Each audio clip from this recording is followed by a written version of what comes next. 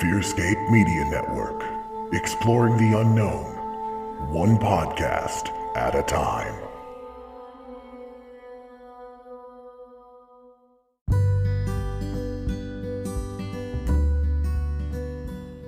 Voting isn't just going to the polls on election day anymore. Options like early voting, mail-in voting, and ballot drop boxes are available to more voters and are growing in popularity. How to Vote, a tool created by Democracy Works, breaks down the options your state offers for casting a ballot and empowering you to decide when and where to vote. Decide when and where you'll vote this year at howto.vote.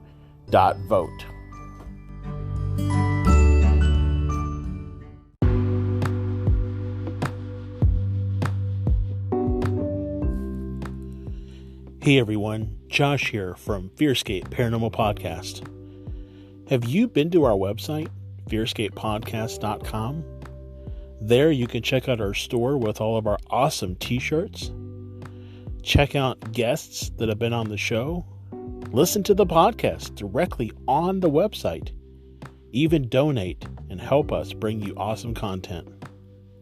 Please consider supporting us. fearscapepodcast.com.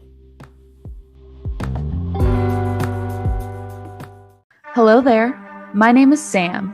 And I'm the man with no name, Lance Wayne. And we're the hosts of The Antagonists, an all-villain podcast. You can join us every other Thursday for a new episode as we discuss all of your favorite villains from books, movies, and more. Are the villains you love to hate really as wicked as they seem? Tune in and find out. You can find us on all major podcast platforms or join us over on fearscapemedia.com.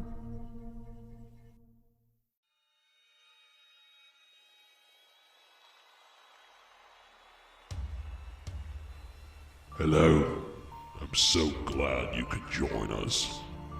I hope you brought your blanket to hide under. The spooky crew is going to discuss things and events from other realms. Ghosts, cryptids, aliens. Be sure to hold your blanket extra tight as the boys take you deep into the FearScape.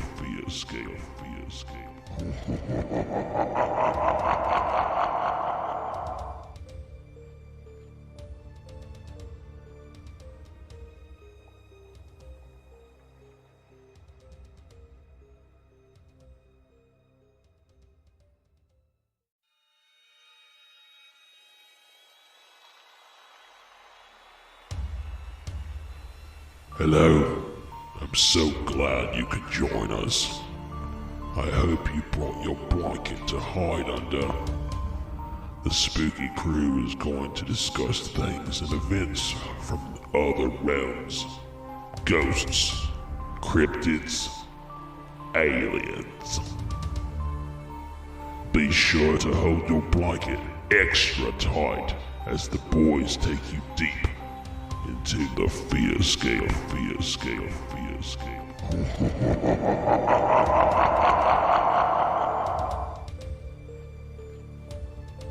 Welcome back, ladies and gentlemen, to another spectacular episode of FearScape Paranormal Podcast here on the FearScape Media Network. I am your host, Stefan Gearhart, and I am joined, as always, by the man with the plan that has a swift right hand, which we've mentioned before, but he also knows where to stand, and his name is not Dan. Right. It's Josh Rutledge. It's Josh, yeah.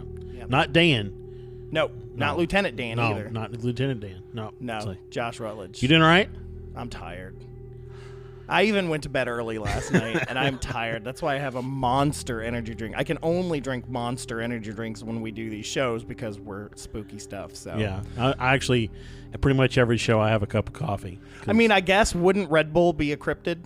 I mean, it's got like wings and stuff, right? You know, it always reminds me of the movie The Last Unicorn with the Red Bull that chased all the unicorns into the sea. So.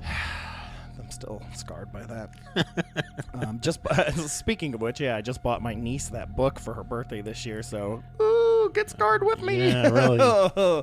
Anyways, we have a very, very awesome, cool episode, a Gettin' Spooky episode with someone we have been waiting and wanting to get on the show for quite some time. One could even say we fawned a little bit. Yeah, for sure, because his theories and things like that we discussed with Alan Greenfield and all that stuff. That's right. We've got Connor Randall from Hellier coming on the show. That's right. The Connor Randall, the numbers man. The numbers man. Mr. Tin Can himself. So very excited. Yeah. I love Connor, man, and I'm so excited to have him on, and we're going to be getting spooky with him. I've even got my Hellier t-shirt on I know, for the interview. You do indeed. You do indeed. I just have my FearScape.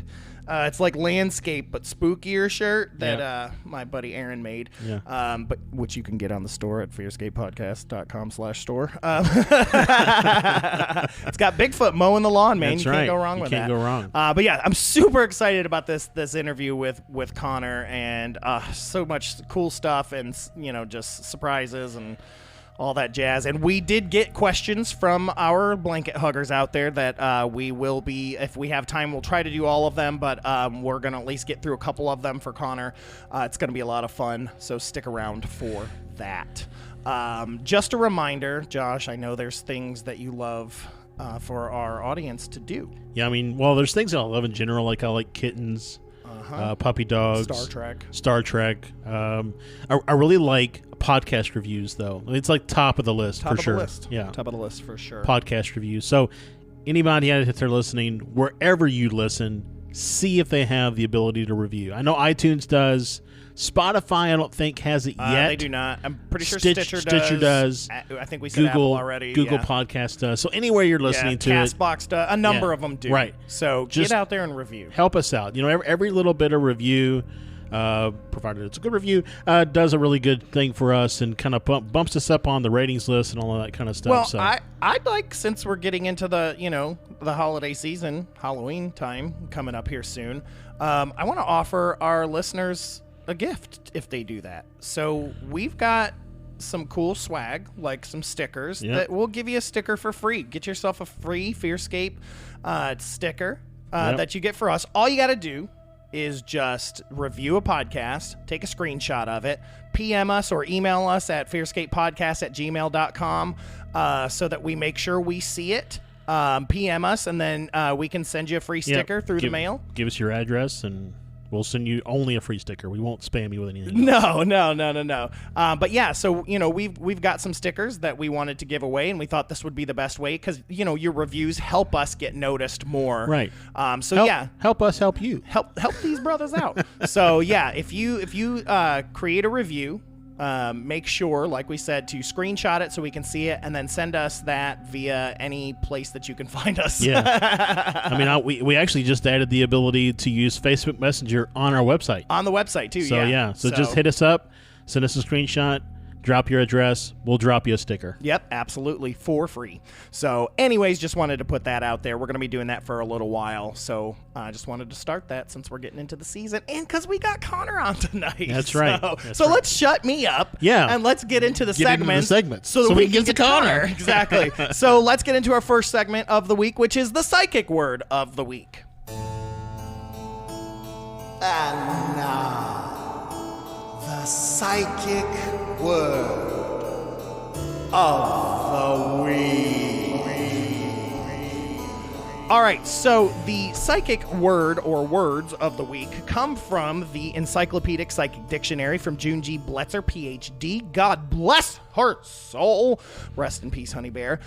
So I flipped through the pages, landed on page 507, and the term that I see here is psychic shock articles. Like I'm shocked to see that. Like that. I don't know. I haven't read it yet, but it does say in parentheses. It always has some kind of reference to it. It says future science. Okay. So any magic of old is future science. This is true. Well, it's present science now. Right, yeah. But yeah, so we've got two definitions here. So the first one says a mundane object that has had mind activity transferred onto it, making it give off an electric shock when people come in contact with it. Mind energy is condensed and solidified with a specific purpose and projected onto the article. Hunas, which was also in parentheses Hunas, charged their fighting sticks so that when the stick struck the enemy would become unconscious. Number 2 says the radionic machines have been designed to contain electrical energy, whether they are connected to a power source or not. These are made with mind energy. Had to be said like that. Yeah, it had to be. I think so. so that's really cool. So it's basically it's a transference of energy to an object. Mm-hmm. And then electrified. Electrified. Yeah. So I'd never heard of Hunas before. It sounds like a type of people. Yeah, that's what it said. Well, yeah, because they use their weapons and stuff like that. So you're probably saying it wrong. I know. Well, it's Huna. Huna. It could be Huna. Huna. I don't know. Yeah. But yeah, very, very interesting because this specifically speaks of electricity. Yeah. So it's very, very interesting, and then of course immediately it makes you question. You're like, so is static shock just psychic mind energy? Yeah. Really? Somebody left behind? Yeah. Well, so I think of two things. One is, you got me some dowsing rods for my birthday. Mm-hmm. And, the way that those are supposed to work is they detect energy sources. And a lot of people use them for detecting water. It makes me wonder if, like, a lot of things go near water because water carries positive energy, and so they can absorb that positive energy. So I don't know how that relates to dowsing rods, but it just got me to that strain of path. So, again, is it like a battery? Like the object that you're passing this energy to, are they treating it like a battery of sorts? I mean, especially when transferred onto humans, aren't we essentially just a battery? Yeah, that's what Matrix told us. Yeah. So Huna, I did look it up. It is Huna because it comes from the word kahuna. It's Hawaiian. Okay. It was a word adopted by Max Freedom Long in 1936 to describe his theory of metaphysics. He cited what he believed to be the spiritual practices of the ancient Hawaiian kahunas, the priests there, as inspiration. This was, like it said, the modern practitioners of traditional indigenous Hawaiian religion. So this is the Hunas. So yeah, in a way, I guess the spiritual folks from Hawaii, so that old practice, and then they would be the clergy, so to speak. The Hunas are the clergy. So I feel like I have to call it out because of who we have coming on the show.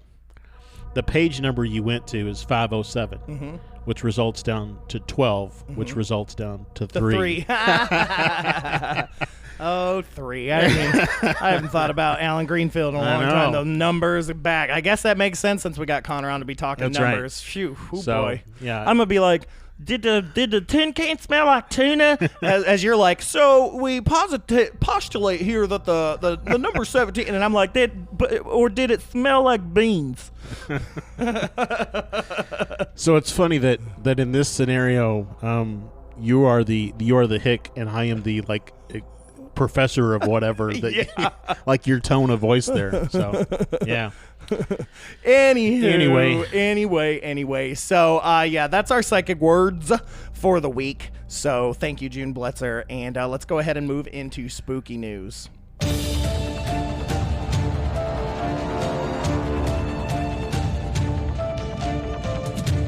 So, I know I say it every single time, but good Lord, do I have a weird one. Did somebody come back from the dead again? No, it's not connected to anything this time around. But it's just, man, it's been a weird week for spooky news. I've been finding some really creepy, weird things. But this one hits more of the weird side of things. So this comes from the YakimaHerald.com. What it says is, Wheelie, okay, WHEEL-Y, wheelie mysterious hamster DNA find baffles German police. Okay. Yeah, get ready for this. So this comes from Berlin, Germany. It says German police said Wednesday that they are losing hope of finding out who left on a train a box of vials containing hamster DNA, which caused alarm in the southwestern town of Heidelberg last week. Federal police didn't know what they were looking at, so they sent a bomb squad to investigate after a train driver found the styrofoam box with 3 vials of liquid on a local train Friday. Forensic specialists later determined that the liquid contained genetic material from hamsters. Officers had hoped to crack this case by publicizing the unusual find, but despite intense media interest, the owner has remained elusive so far. So I guess hamster husbandry is a thing. I guess. I don't know. The police chief said that police had already disposed of the vials as the cold chain had been broken. Heidelberg is home to several research centers, including the European Molecular Biology Laboratory. So, maybe something from there. I don't. But I mean, what would we possibly learn from hamster DNA? How to run faster? I told you it was more stamina. I don't know how they to said eat. it was wheelie mysterious. Yeah. How to fit a lot of pieces of seeds in your mouth. Yeah, for food. I mean, I can already do that. We used to say you that. know how Louis Armstrong stretches his cheeks because he plays the trumpet? Yeah, I do that because I eat a lot of pizza. Same thing. Well, you have a banana shake stomach, so I do. I got to hold it in there for a while and let it make room. Masticize. That's gross. I masticate like it's nobody's business. You're like a cow. Like a cow. Or goats. They chew that chud. Yeah, exactly. Right. But yeah, that's my spooky news. I told you it's kind of weird. I definitely have some more, but I'm saving them. But that one just, I don't know. Of all the things that I come across, that one made me laugh. I mean, maybe somebody is doing something with like racing hamsters. I know. Or it's going to come out like zombies ended up because they just tossed the vials into some dumpster. And like next thing you know, there's like zombie hamsters and then they bite a human. And next thing you know, it's World War Z. So. Right. Exactly. Well, I think that's how Spider-Man started. So maybe it'll be Hamster Man. Hamster Man. Hamster Man. He can run really fast, but only in a wheel. As soon as he steps outside the wheel, he's just fat and lazy again. Yeah. My friend Paul, he had when we were kids, he had a hamster named Murdoch because he loved A-Team. And Murdoch used to, and then his second one that he had, because Murdoch killed himself, like, because they had him in like a bird cage. Because his name was Murdoch. I know. Well, we laughed about that all the time. And then he got MacGyver, and no shit, but MacGyver used to find ways to get out of the cage because awesome. They had him in one of those hanging bird cages. Yeah. So, yeah, MacGyver used to get out all the time, and then Murdoch, he opened the door, and Murdoch jumped. Said, "Bye, Felicia!" He was Splatster. Anyways, so rest in peace, Murdoch and MacGyver. You guys were fun. And whatever those super hamsters are in the world right now. Yeah. All right, so let's go ahead and move to our UAP sighting of the week.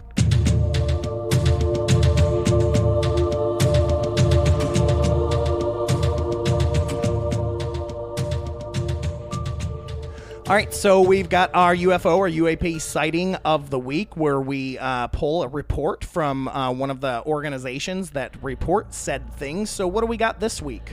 Yeah, so this actually goes back to January of this year. Excuse me. The times before the virus. Well, technically the virus was still there. We just didn't know about it. Yeah, I know, but I mean times before the quarantine. Yeah, before we knew about it. Yeah.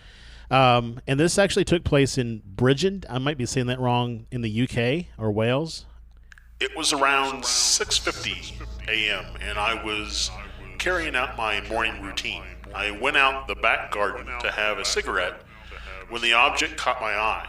At first, I thought it was an airplane slowly spinning out of control. But as I kept watching it, I could vaguely see a center light with what looked like 3 other lights spiraling around it. It reminded me of a fidget spinner sort of thing. It was gliding through the sky, then took a curved right turn before disappearing. It lasted for about 5 minutes. I tried to capture photo evidence on my phone, but with it being as dark as it was, I was unable to get a shot.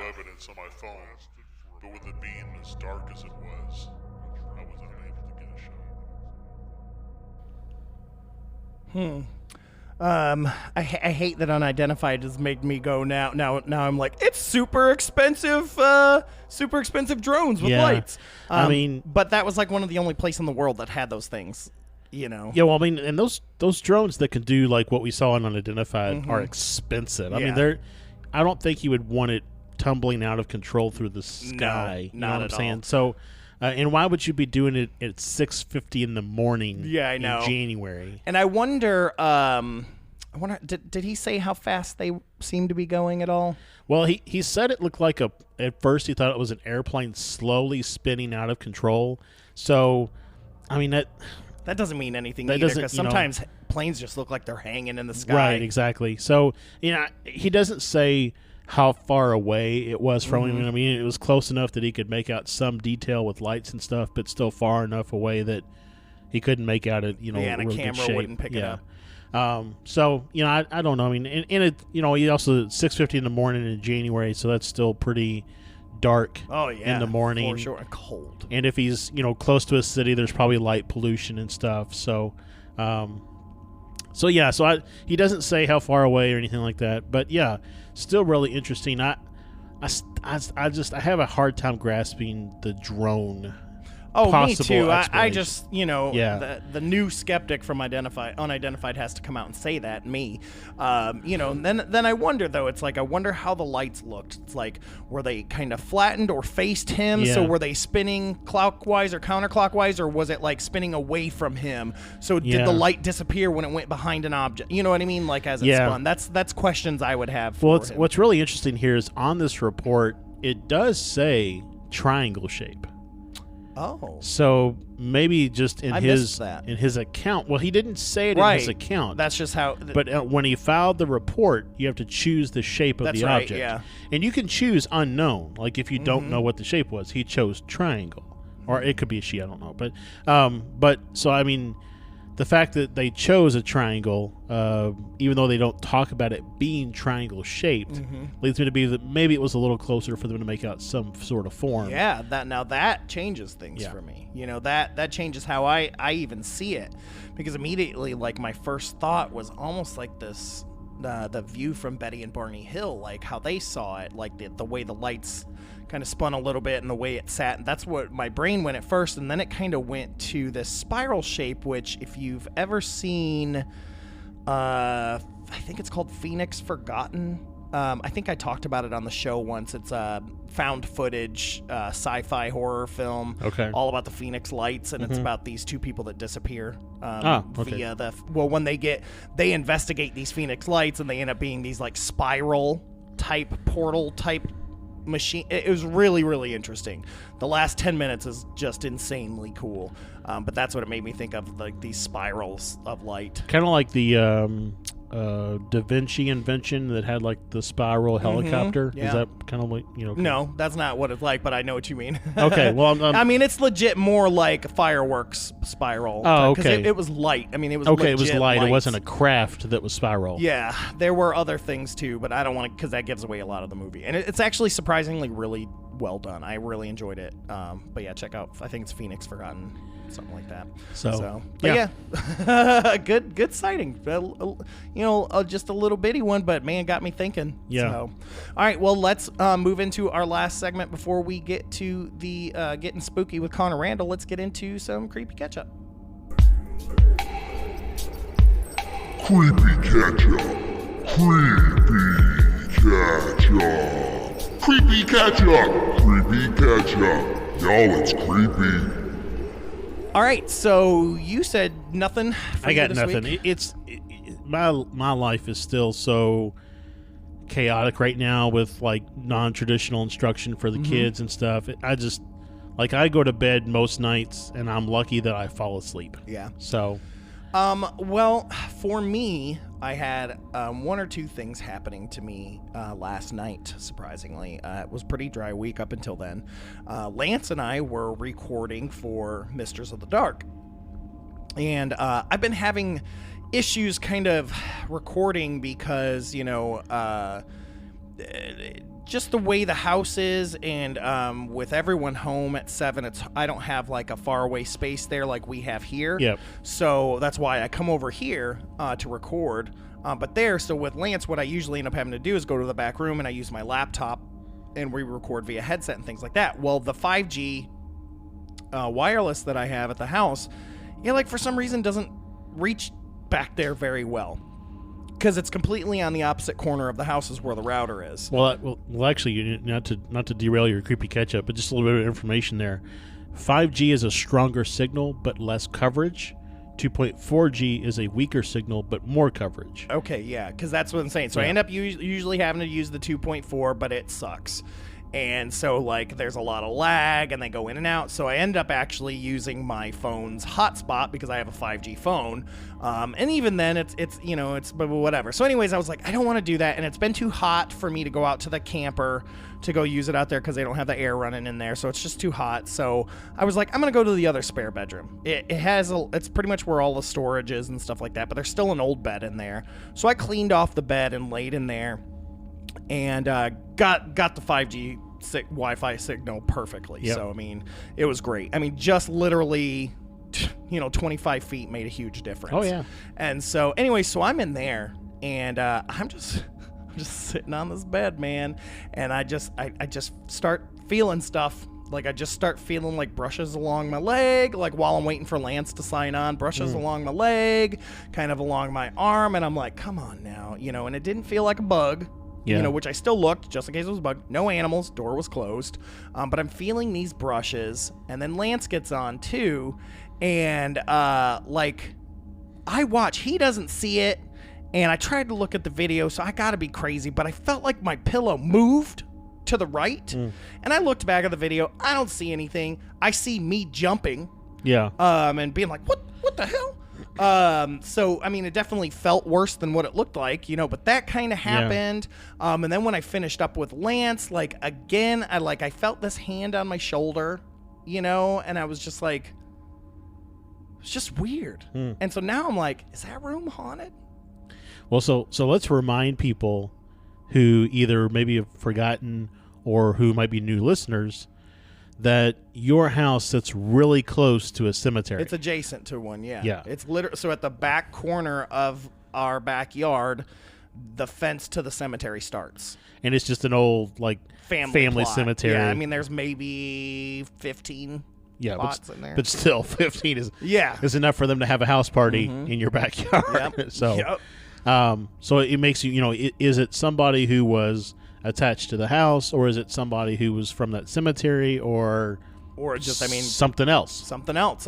This was her sister's old bedroom, my wife's sister's old bedroom, and if there was anyone that was going to have that classic teen poltergeist happening, it would have been her, because she was a crazy teen, just like me. That's why we hung out in high school. Yeah. Stuff like that. So I don't know. I've only ever slept in that room once. We came and stayed the night, and we slept in that room.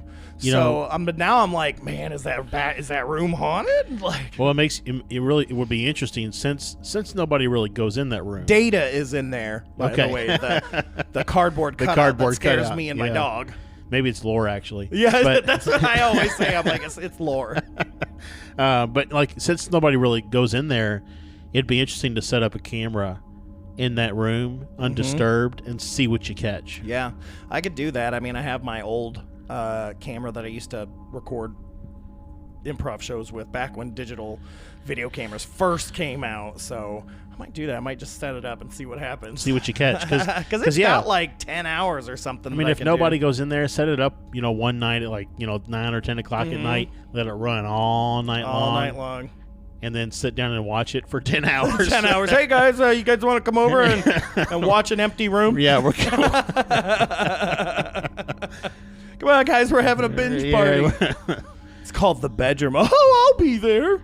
So it's the first time I've really had a lot happened. I mean, besides night hags and stuff, like this was a legit paranormal experience. Well, no, that's not the first time, because you also had that time in your basement where you smelled. No. What I meant to say was in a while. Oh, okay. It's been a while, because like a lot of the last stuff I've had, it, for the most part, has not been like physical like that. Yeah. And so it was interesting. I mean, I felt that hand full on my shoulder. I didn't get scared at the hand. I got scared of the pillow.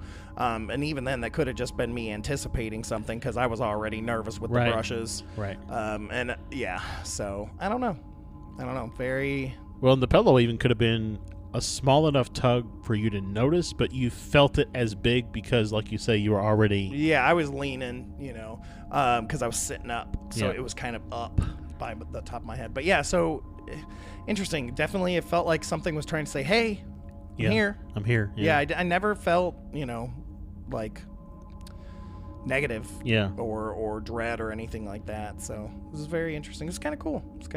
I'm definitely gonna check out that room a little bit more and see what happens, and go from there.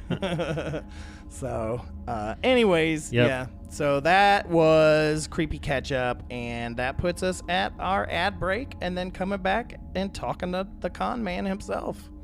So that's what I call my nephew's con man. I don't mean that in a derogatory sense. We're not saying he makes stuff up. No, I'm just saying that's an affectionate term that he doesn't know I give him. But anyway, so let's go ahead and take an ad break, and then we'll be right back, and we'll be getting spooky with Hellier's Connor Randall. FearScape Media Network is your new home for everything weird and enlightening. Check out podcasts and YouTube shows covering content from discussions on horror films to the paranormal to meditation. Find out more at fearscapemedia.com.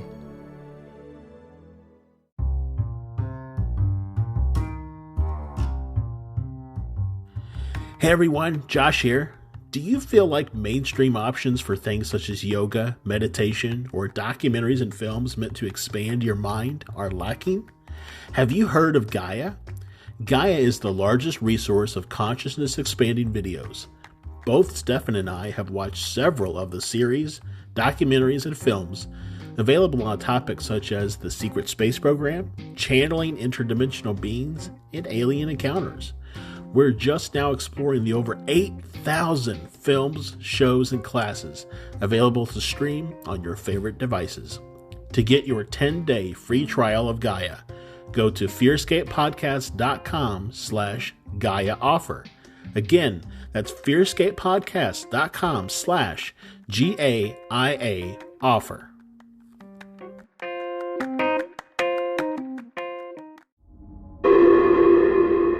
Thank you guys for sticking around. We've got Connor Randall, our main man from Hellier here, that was so gracious to join us. And again, I just wanted to say thank you, Connor, so much for taking time out of your busy schedule to hook up with us, man. Because, not only are we big fans of you specifically, but of the show Hellier as well, and all things paranormal. So it's a pretty big deal to be able to talk to you today. I appreciate that, you guys. Thank you. I'm always happy to sit and chat about strange things, so I'm here for it. Same. That's us too. That's why we got tired of sitting in the living room talking about strange things. Right. So we said we might as well mic it. Might as well share our theories with everybody else. Yep. So. And we have some odd ones, but yeah, for sure. But yeah, we'll get, before we even get into all like Hellier stuff, we got so much more we want to know about you. Yeah. So sure. I'm sure that you've probably done a lot of interviews, and they always ask, how'd you get into the paranormal? But I'm going to start the show with, how'd you get into the paranormal? My first introduction, like many, was ghosts, and that's sort of, I think, sometimes the gateway drug. Sorry, let me hang my phone up really quick. There we go. I got into ghosts first. And what's funny is when I started, it was mainly because the Stanley Hotel was right in my backyard. Oh, yeah, I didn't think about that. I had, I don't necessarily talk about this so often. I had some early experiences from childhood, some of those more personal than others. But it's like a lot of people, some more strange things start to happen. And then the show Ghost Hunters came out. Yep. And I was an impressionable 11-year-old boy and watched every episode of that show that I could. They went to the Stanley Hotel. I got so excited about that. I wanted to be there.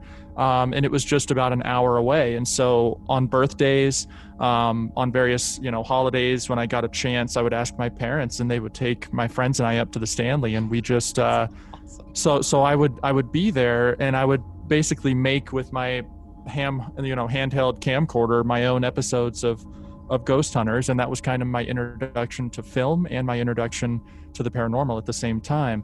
And so after that, when I was 17 years old, I during spring break off of high school, I got a job up at the Stanley. I was a concierge, did some of the little history tours and stuff like that, just because I wanted to be around stories of ghosts. Right. And so I kept coming back, and then I eventually landed a job there as one of the resident paranormal people, which was really just a dream come true for that time in my life. So I had kind of a strange college experience, because what I would do is basically go to class 4 days a week in Denver, and then 3 days a week I would go and live up in Estes Park, and I would lead the paranormal tours and collect stories and gather history and everything that I could there. And we did that along with Carl and a couple of other people, Lisa, Michelle Tate, for almost 5 years. So wow.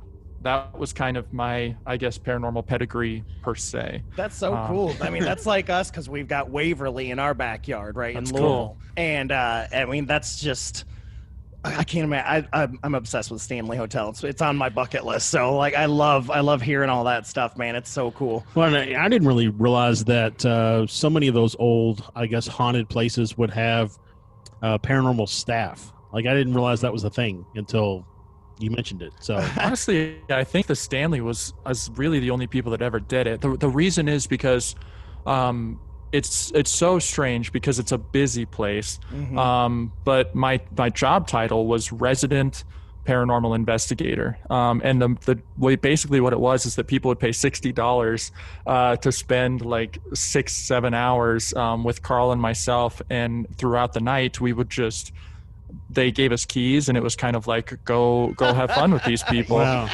Totally. So I was very fortunate to have that. Yeah, we were also fortunate to have a haunted location that was consistently visited 3 nights a week for 5 years. We really were able to map out and get an idea for the activity itself. Yeah, that's like, sounds like Keith Age, because like Keith Age here with the Louisville Ghost Hunter Society and all that, one of our mentors, that's essentially what he did with Waverly. He's the one that got them to really start saying, hey, you guys should have people that are able to come here and do haunts, and he led a lot of those, just like you did, for many number of years. Like he would do all that. Well, it's nice to hear that it wasn't just, a guest would call down at 2 a.m. and say something's rattling the door. You'd have to go up there and check it out, like a paranormal maintenance man. So. Yeah, they had somebody to do it for them. So. You open up, there's an old lady in the tub. It's the classic Shining experience every weekend. I was snowed in there a few times. So yeah, man. Between that and between, of course, I joined a local team, one of the quote unquote TAPS family teams. So I did all those residential paranormal investigations as well. So for 5-6 years, I just kind of lived that Ghost Hunter life. Yeah. And then things got a whole lot stranger after that. Absolutely, man. I love it. So how much, let's jump into that just a little bit. So how much time elapsed, I guess, between your time at the Stanley and when you started working on Hellier? Yeah, so the Stanley was the perfect precursor to Hellier, in that it sort of gave us some skills that we needed, because what happened was Carl started getting really into photography, and that sort of transitioned well into video work as well. And it sort of just kind of sounds like you guys were talking about your podcast one night. It was just like, well, why don't we start to make some vlogs and do some video blogs? So we did that. So we called it Spirits of the Stanley.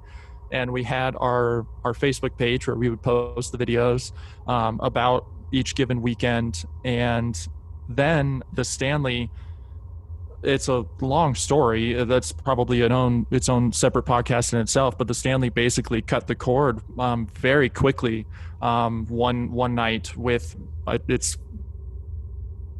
was basically overnight, said, we're going to stop doing paranormal stuff. So suddenly we're out of a job. And it became like, well, that really sucks. Yeah, really. And so we didn't really know exactly what to do. Carl, though, of course, has had his pulse kind of on the paranormal larger community than I did for a while. He did some other projects and things like that, and listened to a podcast interview with Greg Newkirk, Euphemet, about that to Kentucky Goblins case. And basically Carl said this is really fascinating, and it kept him up enough nights for him to be like, we should go try and tell this story. We should hit him up. And after pestering Greg enough, he agreed. So yeah, and that's when you know you got something, when you can't let it go. Yeah. You know, just that. And honestly, I mean, it's just like that happened to us, of course, after watching Hellier as well, and just started feeding some theories and things that we had with stuff that we were covering. And I mean, it helped the show take a very sharp left into more things related along those lines. A lot of, stuff, really got into a lot of Keel, reading a lot of Keel. Oh man, we have read everything Keel. Everything Keel. Gray Barker, working. What's the guy from the 2040? The 2040. No, the guy with the Darrows and the tarot. Oh yeah, Richard Shaver. Yeah, we're get into the Shaver mysteries. I've been like hitting used bookstores trying to track down old stories too. We got a whole, because I found one on like a archive, and you'll find this really cool. I was looking up, on archive.org, you can look up old magazines and things like that, and which I did. I found a couple amazing stories, but what was really amazing was that in one of them, as I'm reading through the letters to the editor, and there in the letters to the editor is a letter from an 18-year-old Philip K. Dick. Oh, that's funny. I wasn't looking for that at all, because I'm looking for Shaver stuff. And there it is right there. Before he became anybody or anything, he was an avid reader of amazing stories and wrote a letter to the editor, and I just happened to stumble upon it. It was crazy. That's cool. That's really not that surprising, but you'd probably be the first person in a long time to like post about that or something. I'm not sure. Yeah, a lot of people know that. I haven't seen anything about that. It was really interesting. You know what's really we went to Vero Beach. My family and I did over the summer. And we went up to Cape Canaveral and kind of toured the museum and stuff up there. And they got a section where it talks about the characteristics of an astronaut.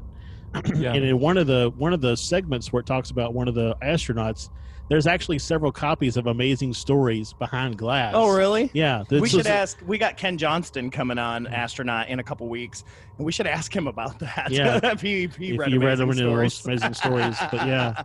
Again, I don't know if that qualifies as synchronicity, but it's just weird how everything just kind of ties together a little bit. So yeah, it's really cool, man. But yeah, we definitely, and I know a lot of people do as well, because we follow message boards and stuff like that. But man, you guys really opened a door for everybody to kind of feel like the weird shit that they were into is all of a sudden making sense. Yeah. And thoughts that we've, especially us living and growing up in Kentucky, I mean, good Lord, have we thought about all of those things for many, many years. And living in central Kentucky, I lived for a while, and in Somerset and all those places, and you're like, yep. Or especially out in eastern Kentucky, because I'd been to Hellier years ago, because I had a friend that lived out in Hueysville and another friend that lives in Paintsville. And I've been at that gas station 100 times. And of course, so I'm watching it with a different eye, because I'm like, okay, I know this area. Yeah. What seems like a foreign land to most of all the other people watching.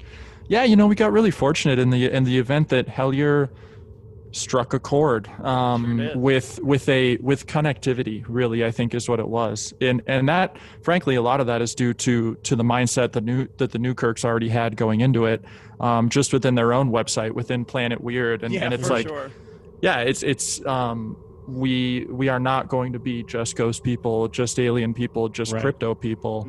You categorize that into the larger phenomena, and suddenly it opens up the floodgates for everything to be a whole lot more interesting. And that's where our research continues to take us to, is along that Keel route, that idea that it is all related, that ultra-terrestrial, it's just all related somehow, some way. But yeah, it's fascinating, and it's so cool to have done that. But the thing is, it's like, because I remember seeing it like when it first came out, because we covered the Kentucky Goblins. God, it's been like 2 years ago now.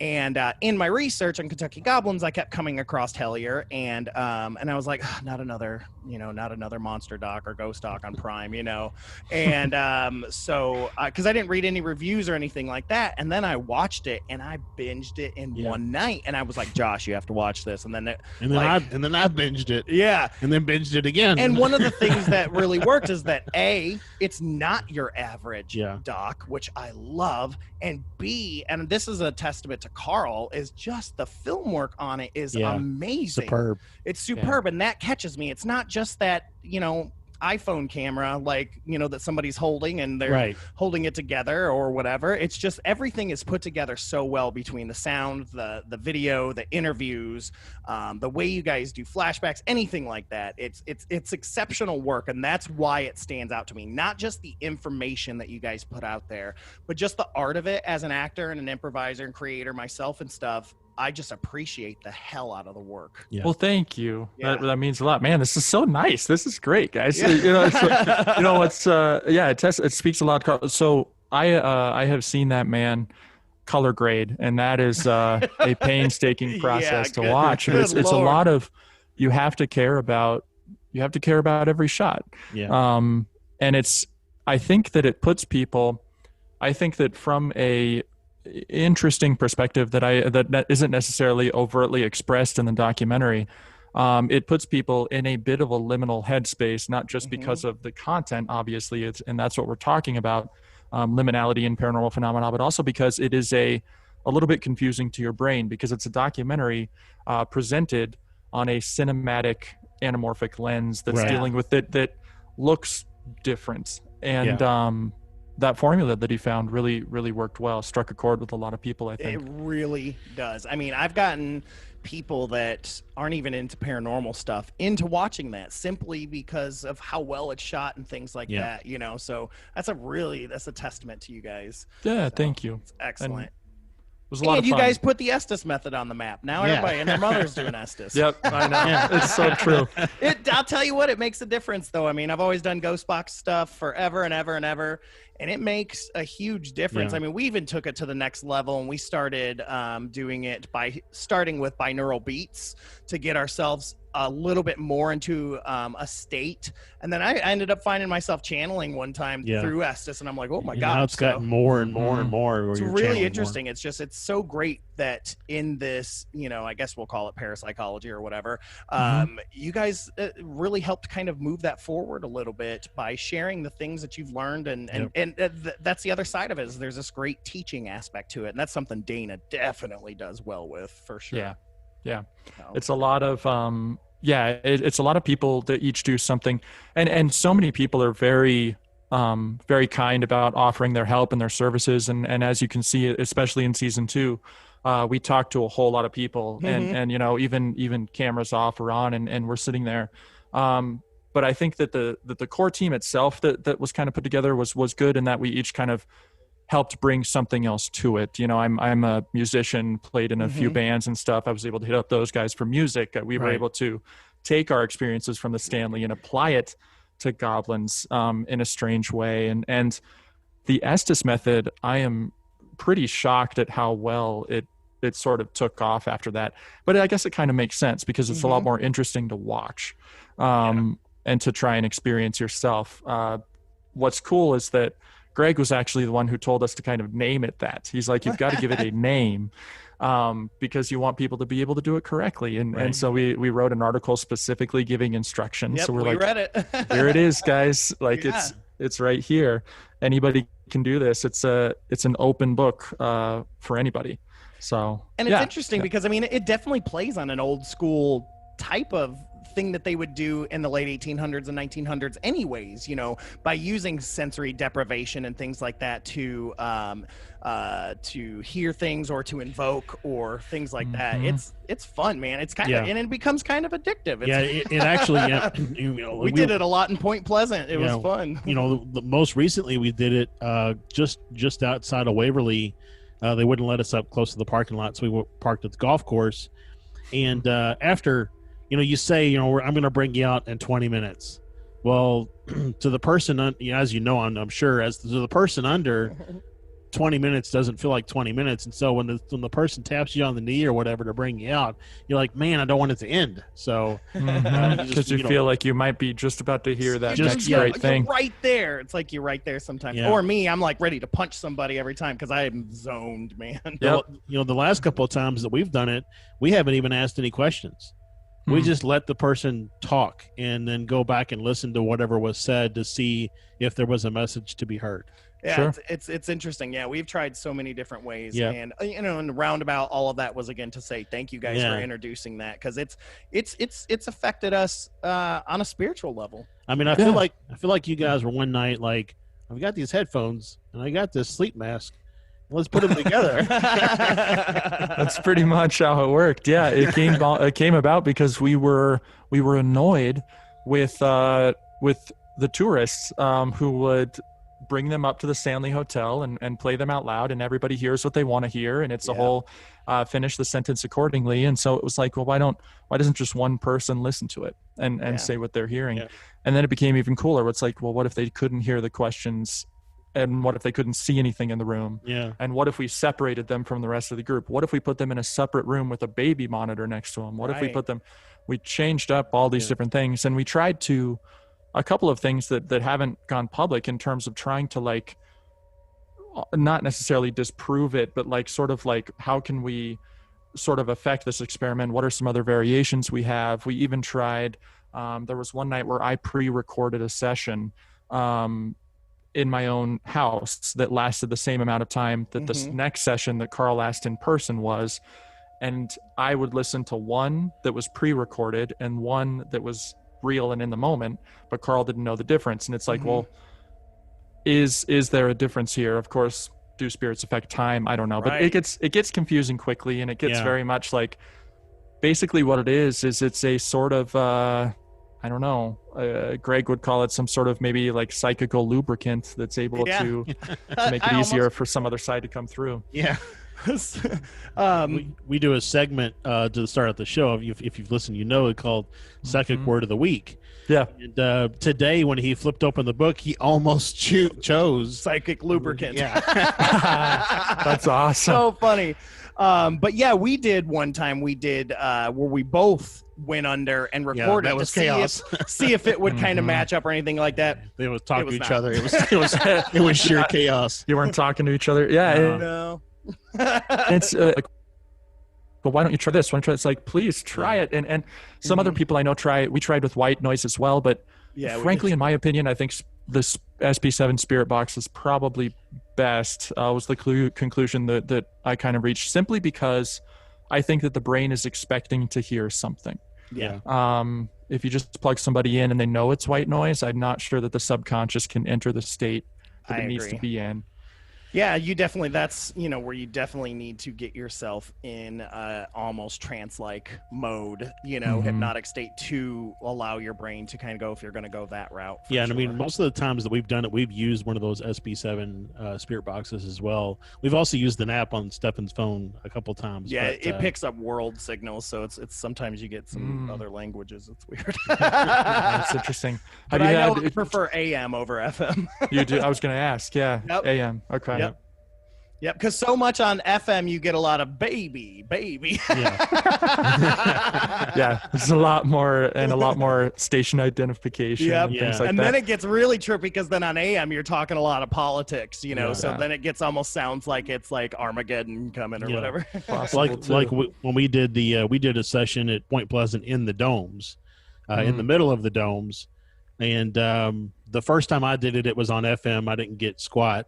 Then Stefan and our other friend Santosh did it on AM, and Stefan channeled halfway through. We got all this weird channeling information about. It was crazy. It was just crazy. We got to put that together in a video, drop it on YouTube, someday. But well, you try molding together night vision and in all that stuff. Work full time too. So those AM signals are a little stronger, and maybe easier for them to use as well. For them, quote unquote, the other. Yep. And I felt like the AM signal got through the dome easier through that cement dome than the FM signal. So So you're not just Hellier though. and you're probably not just Stanley Hotel. I mean, you probably have other paranormal interest outside of those two things, or just other interests. Other interest in general. Like music and like stuff. music. Yeah. You know, we're very interested in getting to know you in general. Well, we appreciate that. So here's I suppose that a lot of my interests, mostly honestly outside of Hellier, if I'm being totally honest, is mostly dogs. I work and volunteer with a dog rescue all the time. I love dogs. So I've got so that's where I met my girlfriend at the same dog rescue. So we're like very much a dog oriented household. Grew up around them, and my parents taking in fosters all the time. And so that's honestly probably my biggest quote unquote hobby outside of the paranormal.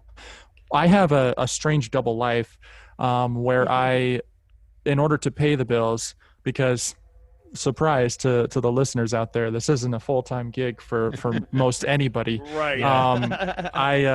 I work for the Colorado legislature, so I do but that's all. What's great is that the session is only for 5 months, 6 months out of the year. Mm-hmm. And so it's basically the first half of the year. What you'll notice with a lot of Hellier stuff is a lot of it happens between the months of July and December. That's because that's when I'm not at the legislature. So we'll start that filming season, quote unquote, or whatever, in the past few years we have in June. And so that I work for the government by day, and then by night / the other half of the year, it enables me to go out and do what I love to do, what I'm passionate about. So was happy to find that niche with my college degree, I guess. Yeah, I've always said that because I have a musical theater degree. Mm-hmm. I've always said that my day job is always helping me pay for my career, my acting career. Exactly. But that's now turned into so much more. I mean, I do more than acting and improv and stuff. But yeah, I feel you on that one for sure. But yeah, love dogs for sure. How many do you got right now? 3, and then fosters of any given type or variety. We fostered too when we came. Yeah, it's wonderful. We recently adopted, foster failed, a little blind boy, and he's blind. We named him Crash, partially because it's funny and because he's just so fun and he's just ready to hang out. So we have Crash, the blind dog, and he is still a puppy, but so fun, and just watching him. It's really been a wonderful thing to have during quarantine, because I haven't been really anywhere. This is the first time Carl and I have seen each other in months. I haven't, I went to my job at the Capitol, went home, and because I'm as well, so I'm like high risk. Right. So I had a heart transplant when I was a little boy. Oh man. And so it was a lot.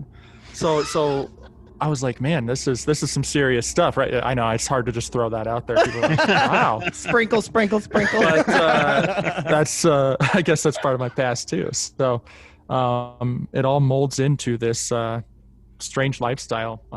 But anyway, yeah, getting to watch Crash the blind dog experience and learn about the world over the past 4 months has been a good way to spend it. Sounds like Crash needs a TikTok channel. I know.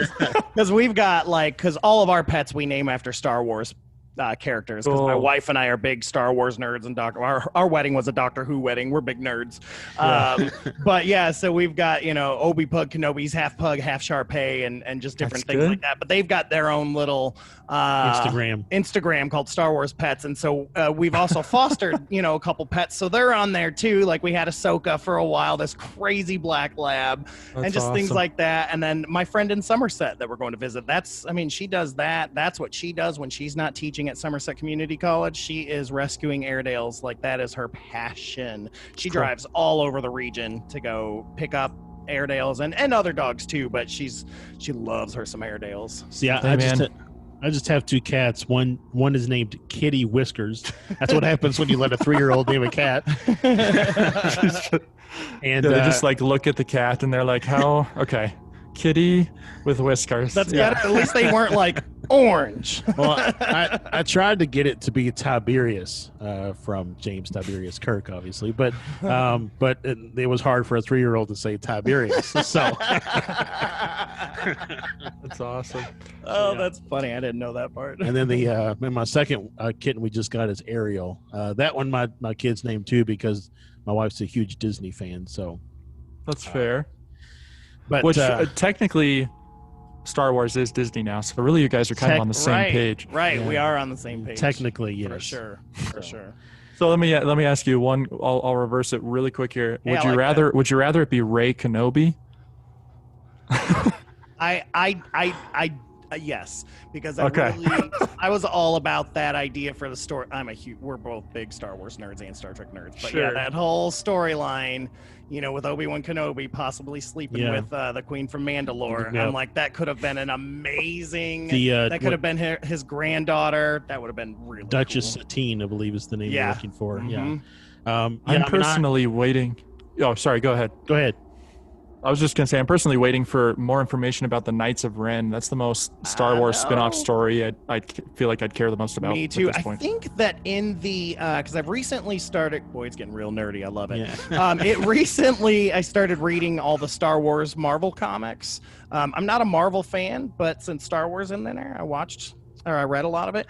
They're really, really good. But just side note there. But one of the ones I haven't read yet is the Kylo Ren series, and I think they get into the Knights of Ren in the comic book series. Well, I feel like in episode 8, of course, we're introduced to or maybe it was 7, where you were the strongest, the Knights of Ren. Yeah. And then we see the Knights of Ren in 9, which do absolutely nothing except for arrest Chewie. So and then fight Kylo at the end. and fight Kylo at the end, right? But I mean, I want to know more about. I know. But I mean, that's the way it always was in a way. I mean, like before the prequels or anything came out, all we had were those extended universe books, and boy, Yeah. I read every one of those. So yeah, and I still do even the new continuity stuff. I read those books because I just want to fill in those gaps. Well, to take this as a segue, in Star Wars, when the Jedi pass on, they become spirits. So let's talk about ghosts. That was not bad. I was thinking you were going to talk about Ghostbusters. But, I mean, it's okay. So yeah, let's talk about some experiences that you had. Obviously we know the ones you've had on the show. But yeah, what about some experiences you've had while you were doing the Stanley stuff or any of that stuff? Any cool experiences that you can share? What's funny is I was, like I said, fortunate enough to be at a place for so long that I got to a point where I had such a list of experiences that I was able to sort of like pick favorite days of the week or favorite months of the year that I felt like something was more likely to happen. Yeah. And most of the people who ever went on a tour with us probably don't like to hear this, but it's the truth that sometimes they would just come out when I was locking up in the middle of the night. It was like, sure. You sort of you gain a rapport with these friends, and there's this weird like investigator guilt that would set in sometimes, where it's like, basically at the Stanley, I'm going to this place and I'm asking them to sort of jump through hoops and do tricks like a circus act, and then I'm like, okay, same time tomorrow, and you just you start to feel kind of weirdly bad about it. And so we got even kinder, even like we're going to treat them as our friends, like let's be interesting so that they want to hang out with us. And I think that's what I always tried to stress with people is like, I think that people sort of get into this like game mode, like I'm here at this haunted location, I got to be super serious, like this is my chance, I'm going to be like Zach Baggins or something. And it's like, well, if you believe that ghosts are invisible people, then sit around and have an interesting, welcoming conversation with the other people that you're there with, and then they'll want to join you. And so oftentimes we would sit around and I mean, honestly, in some of those moments, we had audible voices from nowhere. A lot of female giggling, especially down a particular hallway. We had doors slam shut. I've seen flashlights leap up into the air. And then I was also able to hear, there's this famous hallway at the Stanley Hotel where people would hear children running up and down the hallway in the middle of the night up on the 4th floor. And I was able to hear that myself one night, just a little boy and girl giggling, going up and down the hallway.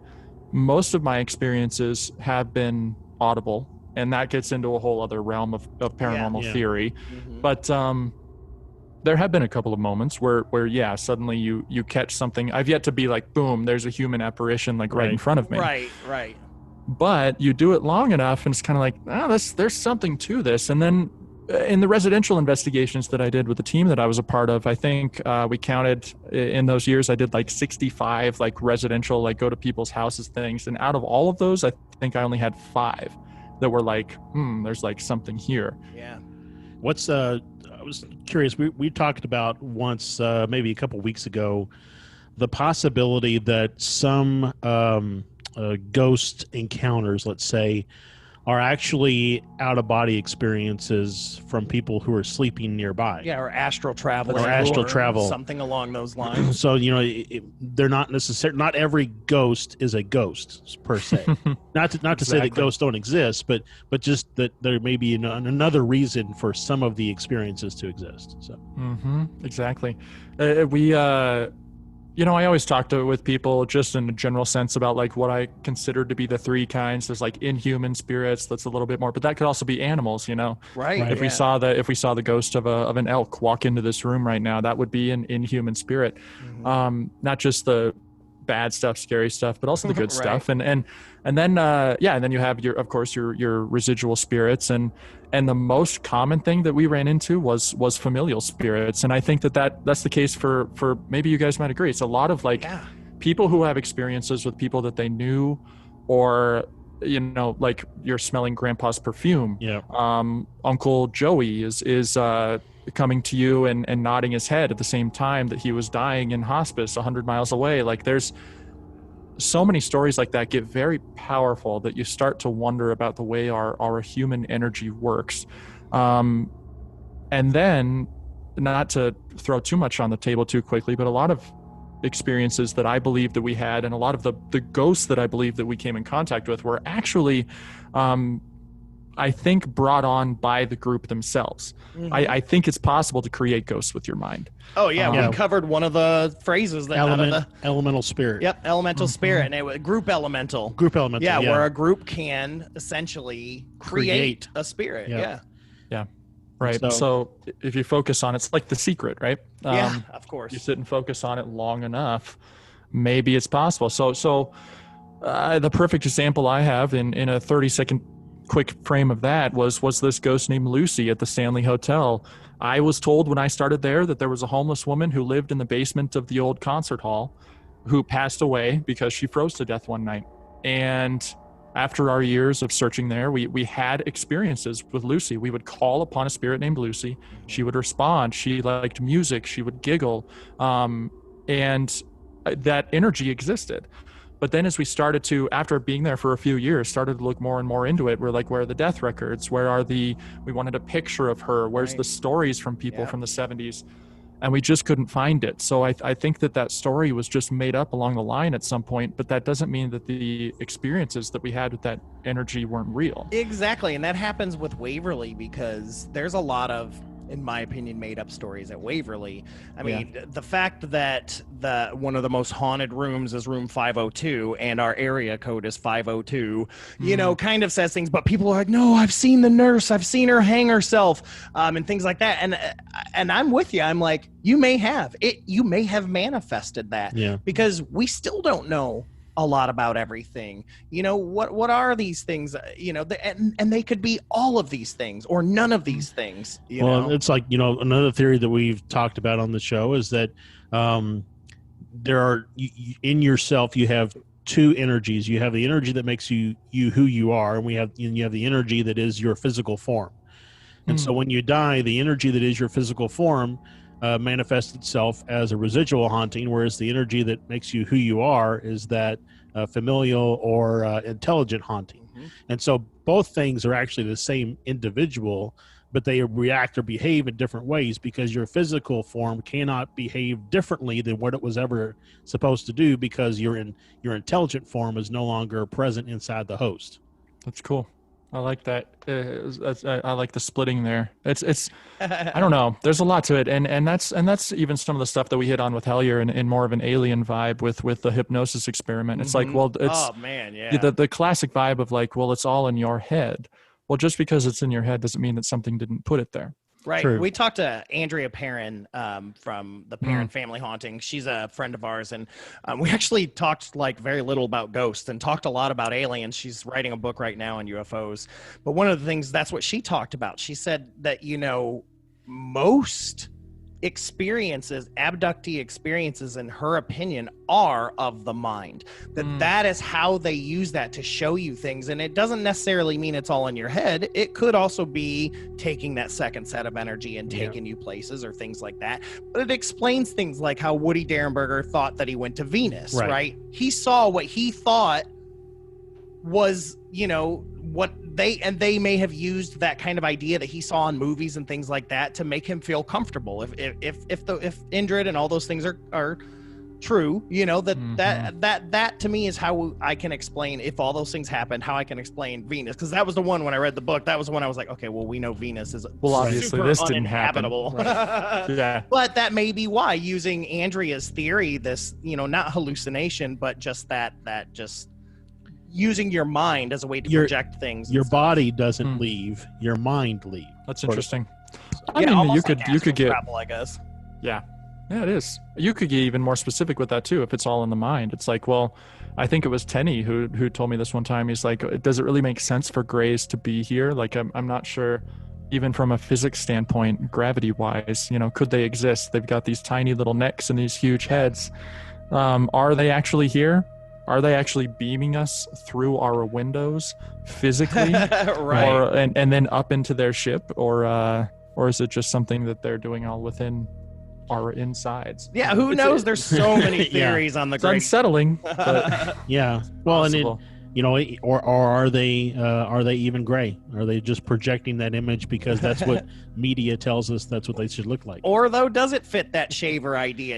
That they are these Darrows or Taros that live underground, and that's why they're gray, because they've had no sunlight and their eyes are so big and black because that's what it's evolved into, being in the dark and things like that. Who knows? Maybe gravity's less underground. I don't know. We'll ask Jules Verne. He knows the most. Yeah. But to talk about that, that's one of the things that I loved about Hellier, being a Kentucky resident, was this idea of how interconnected this cave system is. That there's so much that we don't know, because there's, what'd they say, like 10% of the caves in Kentucky have been found or something like that? Yeah. Because we did a couple episodes in a row. We did one right after Hellier. We did the Clawed Beast of the Ohio and the Loveland Frogs. Now, the Kelly Hopkinsville experience, the Loveland Frogs, and the Clawed Beast of the Ohio happened within the same year. And Kelly is directly south from where the Clawed Beast happened, right on the Ohio. Well, and the Clawed Beast and Kelly actually happened on the same day. Yeah, it was the same day. So, and here's this beast that's gray, that very much resembles in a lot of ways the goblins, yet it was swimming. And they found that on the little girl that the mud that she had on her was only found inside underwater cave systems. So then we're like, man, are they? Can they swim? Are they going through these underwater cave systems? Is it merman? Right. Which gets into Alan Greenfield talking about, what the fish people, the Dogons or whatever they are, things like that.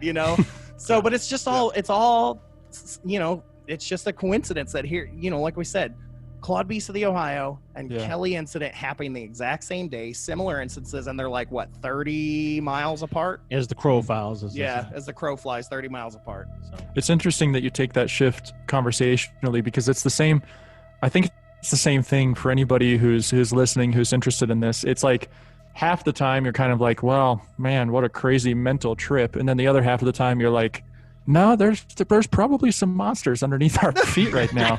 and when you guys were talking, I don't know where I sit half the time. I'm like, these things could be traveling all through Kentucky and get over to Hellier and then swim on back and walk on down to Somerset through these caves. Yeah. You immediately crazy. Think of Gollum, but they you think of a town.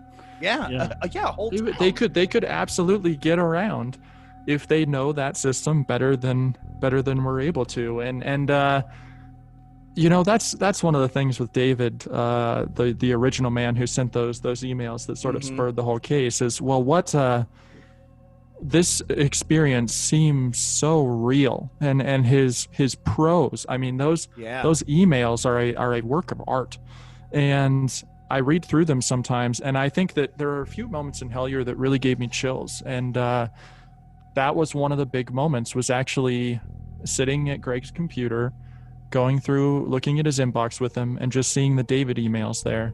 Yeah. Not as a sort of theatrically presented thing. Sure. But like looking up David Christie in his Gmail and like, boop, like that's, here's my contact I had with this man. And you just read through and you're like, this is insane. And then you think about his kids and you're like, is there, I mean, sometimes I'll just be sitting there not even thinking about it at all. And then, you know, just sitting there playing PlayStation or eating dinner or something. And then just pops in my mind and I just kind of go off and it's like, is there like a girl in like 5th grade right now that had these insane experiences? Right. And and so many people, I mean, growing up in Kentucky, you always hear stories from people, like especially when we went to college, because we meet a lot more of those Eastern Kentucky people and stuff like that, of just things that happened to them when they were kids, when they were in the mountains, and things they saw. I mean, there's a town out there that a friend of mine showed me, the guy that lived in Hueysville. He took me for a drive, and we went deep into the mountains, and then we cupped over the top and came down, and there was this tiny valley, and there was this old mining town in there from the 60s. He said it lasted 2 months before it dried up. It dried up so quick, and they got out of there, and it was a dirt road to get there. He said most people don't even know this exists. It's like none of the windows were broken, still had like the old Pepsi and Coke signs, everything preserved in the, like the 1960s. And he was just like, him and his cousins and stuff used to play in there, and he just has stories of stuff. And it's like, just like you said, there's people out there, including David Christie's kids, that could be older now, and they had these experiences. And I mean, we read those emails all the time, the ones that we have access to, and it's like, it's so vivid. I can see every bit of them in the yard, and I can see it. Yeah, it's kept me and now a ton of other people out there up at night. And and I'll tell you that the reenactment, if you will, of the reading of that email really gives me chills to watch the reenactment. I mean, it's I don't know if it's I guess it's where the actor is peeking out the window and and it's that part of the story where it's like they're running around in the yard and, you know, one's down underneath the window. I'm like, ironically, the guy who is that actor, quote unquote, that's the only reenactment in Hellier besides the Amy emails in season 2. We need something to put on screen for the emails. That guy's name is David in real life, which is funny. Carl's friend David, and my girlfriend is Amy, which is funny too. Just sort of like blurred faces of like the side of her face and stuff like that. And you're like, man, I'm really scared of Amy, but good job. So it was, that series of emails. The very first thing that ever came out about Hellier was the very first teaser that was released after, and we had no idea it was going to spur into this monster that it has. But I think that the first words that David ever emailed him really sort of are still the thesis of the case. And the first words of the first David email are, hello, my name is David. I received your contact information through a mutual friend who assures me that you are well equipped to handle peculiar problems. Right. And then he dives into it. Yeah. Right. And you're like, why Rick? Right. Yeah. That's got to keep him up at night too, man. It's just that wondering, like, why? Yeah. Why? Did I meet this person somewhere? Like, I mean, you know, and us running a podcast, you know, you can be sure we get weird emails from time to time, and there's definitely been some doozies, but nothing like that. Like, I can't imagine being on the receiving end of that. Yeah. It became very personal, I think, in a lot of ways. It was very. I mean, I think Hellier is a really interesting, entertaining trip for a lot of people. But it's a very real documentary as well. Like, I've seen Greg's become one of my best friends. I've seen him like cry. I've seen him like, you know, anger, like get upset at things. It is a very real case. Well, and it's interesting to watch your guys' evolution, you know, and even Tyler, of course, you know, coming in late to the game, just how like ready and aggressive he was to just believe you guys and just get into and it. dive into it. And that says a lot for, who you guys are and what you do. And then just watching his evolution as well. It's very, very interesting. It's such a cool thing, man. Like, I'm just very excited. Like I said, to be talking to you, it's cool. I'm sure that everybody once season 1 aired and then later season 2 aired, I'm sure that you had people out of the woodwork offering their theories and ideas. I know I was one of those people. That's all right. Who emailed offering theories and ideas and trying to help in any way, shape I can. But it's an open source. But it's like, when's the last time something got you like that? Yeah, that spurred that kind of response. Exactly. Yeah. Spurred that kind of engagement. People posting things on Twitter and Instagram and Facebook, and I mean, there's a Hellier fan base group that we're a part of on Facebook that Alan Greenfield turned us on to. They post all kinds of theory. Well, I'd say it's like 75% Mylar balloon pictures and 25% theories, but still. Yeah. But yeah, I mean, it's just it really is a phenomenon into itself. The documentary is, and it's cool because you guys, I said this about the Estes session and stuff too, but it's like you've inspired things, and like one of the things we did, and this will just me be blowing sunshine up your ass, but I know he doesn't like that. But like when we went to Point Pleasant, we went to the domes. We loved how echoey and things like that was, and so the three of us are kind of musically inclined and stuff like that. So we recorded a bunch of like chants and like just improvising harmonies and things like that. Well, we decided to, of course, take the 3 pan notes, and what we did with that was we did a round. And so, when I would sing the first note, Santosh is singing the second note, Josh is singing the third, and then I'm singing the second, and it shifts. And so it was this constant bam of this harmony. It was really, really cool. And I was inspired by you guys, we use those notes a lot. And, but yeah, so we're releasing Dome Chants. It comes out September 14th. Nice. But we did, we had so much fun, and I'm pagan too. And so we did a couple like goddess chants and some things like that. And did some fun like Lanulos, Indrid Cold chants and just dumb stuff. But then there's some really beautiful stuff. But those 3 notes together were one of my favorite things we did because we worked on that. That's the only one we didn't really improvise. We really worked on for a putting minute, putting it together. Cool. But that's what I'm saying. It's like you guys inspired people, including us, on more than just that paranormal level, like creativity. It helped us shape how we wanted to present our podcast. It's like we want to, move things and make it cleaner and sharper, the way Carl puts things together. And it's like we admire that, and that's the kind of stuff that we look for. Is now you guys set the bar too, in my opinion. So I've actually turned off several Amazon documentaries because I just I'm like you guys, nope. It's not I can't. No. It's a good way to put out a project, but there's a lot of projects on there. That's for sure. Yes, but it's amazing when it's done well. Yeah, thank you. It's important to. It was important to us to not have any fingers in it except for ours. So it was like we need to find a format to put it out that we can do, just ourselves. So releasing it on Amazon and on YouTube makes the most sense, Yep. If a Netflix CEO is listening to this, then hey, call us up, man. Right. We're ready. But we're ready now. I know. If you want to get me out of the Capitol, but that's the main thing. It's like you're like you said, having control over the way you present your project. And that's super important, especially in this day and age. I mean, we've talked before about some of the shows that air on some of the larger networks like History and things like that tend to leave things hanging for the purposes of spurring the next season. But if that next season doesn't happen, then you're left out. You don't know what's... Oh, yeah, so many. God, we just had Jeff Mudgett, the great-great-grandson of H.H. Holmes on, and he was talking to us about American Ripper, which is a great show. But they canceled it at the end, and we don't really get to find out, things, and we want to know. Luckily, we got to talk to Jeff, and so we know where he's at. Right. But, most of America is left hanging. And it's interesting with History, because we talked about this, too. If you know the story of the UFO hunters, guys, there's a lot of talk that when history gets close to finding real stuff, they get canceled.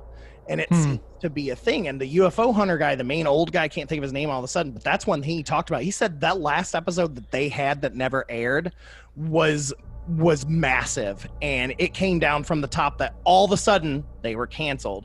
And Jeff kind of said the same thing, that they had really gotten close to something using that History Channel money, and then all of a sudden the word out of the blue came from the top that they couldn't get that money anymore. And it's the same thing. They said that they had spoke to Rahm Emanuel and stuff, the mayor of Chicago, to do some things.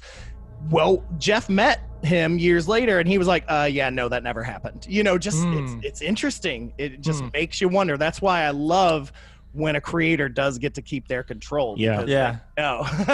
It's important. That's funny. It's a lot of paranormal shows, and I'm I consume some of them as well. I have some I really like, some I'm like, what's going on? But the the big thing, and I think that a lot of networks just like woke up in like early 2019 and were like, we should have 17 paranormal shows. And it's just like, I know. Wow. And there's so much going on. But it's good though, because it means it's good business for us, right? It's good. Yeah, it's good. It gives a lot of stories to tell, but it's not. And it's rarely the fault of like you said, like a lot of the quote unquote talent on those shows. It's like if you don't have creative control over the way it's presented. But also the other thing is a lot of that is, and I'm speaking of the lower tier of paranormal shows. There's some I really, really do enjoy and respect. We do too, yeah. But a lot of it is like giving to the lowest common denominator of an audience viewer. And you can tell even from the presenters that it's been kind of like, we need to simplify this. We need to do this. We need to, so it is rare to find some content that you're like, as a paranormal consumer, this is interesting. And, and it also helps keep your ego in check, because you're like, well, out of the entire population of America, maybe there's only, 7% of people who are interested in consuming paranormal content, who are open-minded enough to consider looking into the strange. And most of those people, get a lot of their content, from Ghost Adventures. And it's like, well, that's just the way the numbers are right now. Where does that shift happen? I think a lot of it's happening within the community right now. I think that's a beautiful thing.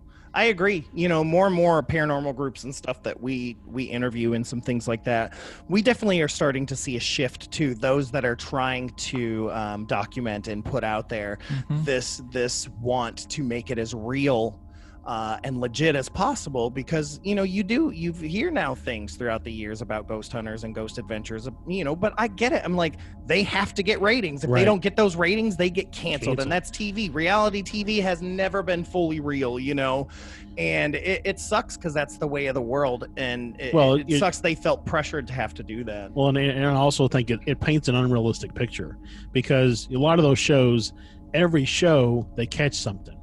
But we know that's not true, right? Not every investigation do you catch something. So that's why I also like Hellier, because it shows that some ends are just that. They're just ends. And we have to backtrack and try again. It reminds me of Whose Line Is It Anyways? As an improviser, we know as improvisers, we're like, there's no way that every single game is that amazing every single time.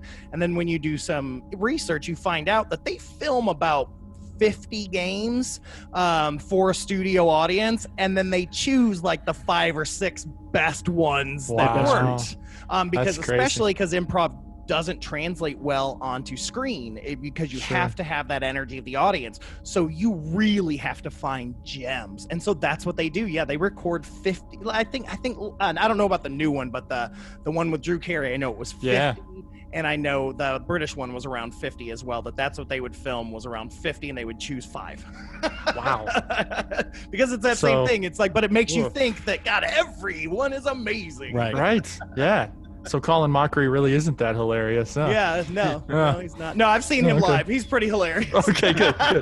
He really is. No, and they're all funny, and that's the thing. Like, improv, I do improv, and I feel like most of the shows are great, especially if you have a talented cast that follow the rules and things like that.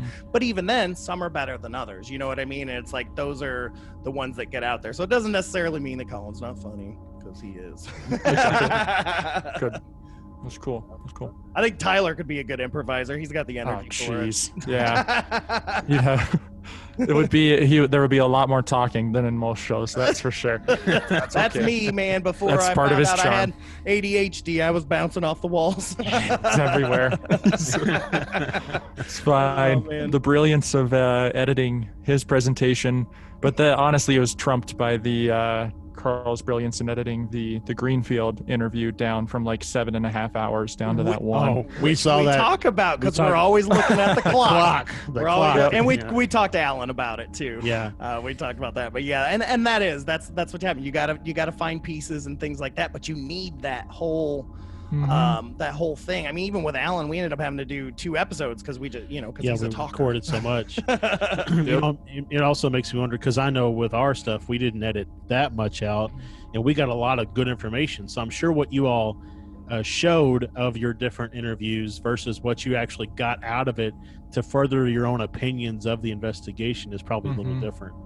A little bit. It's in the event of like wanting to have basically total transparency. We were kind of scared, honestly, putting out the second half of season 2 from like the Amy emails on, because we had, I don't know, it's a double-edged sword. On one hand, we're sort of like documentarian / like investigative journalist types, but on the other hand, it's more like we want to be paranormal investigators.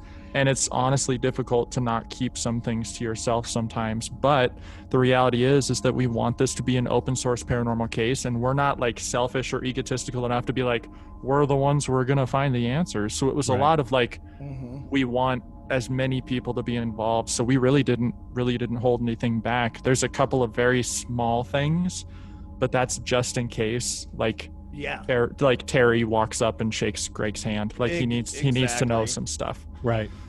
Yeah, it's interesting because I completely understand that that idea that you guys were transparent, and that's what's so cool about it, because it does allow other people to help and do things like that. But yeah, that not only do you have to deal with being the paranormal investigator too, you also have to know, because it's like, okay, we're about to jump down a rabbit hole. Are people gonna think we're nuts now, or because you can't? Which is my little bit of a segue, because like I said, you're one of our favorite parts of the show, because we love numbers, we love things like that, and we loved your obsession's not the right word, but evaluation. Your evaluation and the numbers, and that's what we talked to Alan, for quite a bit about it as well.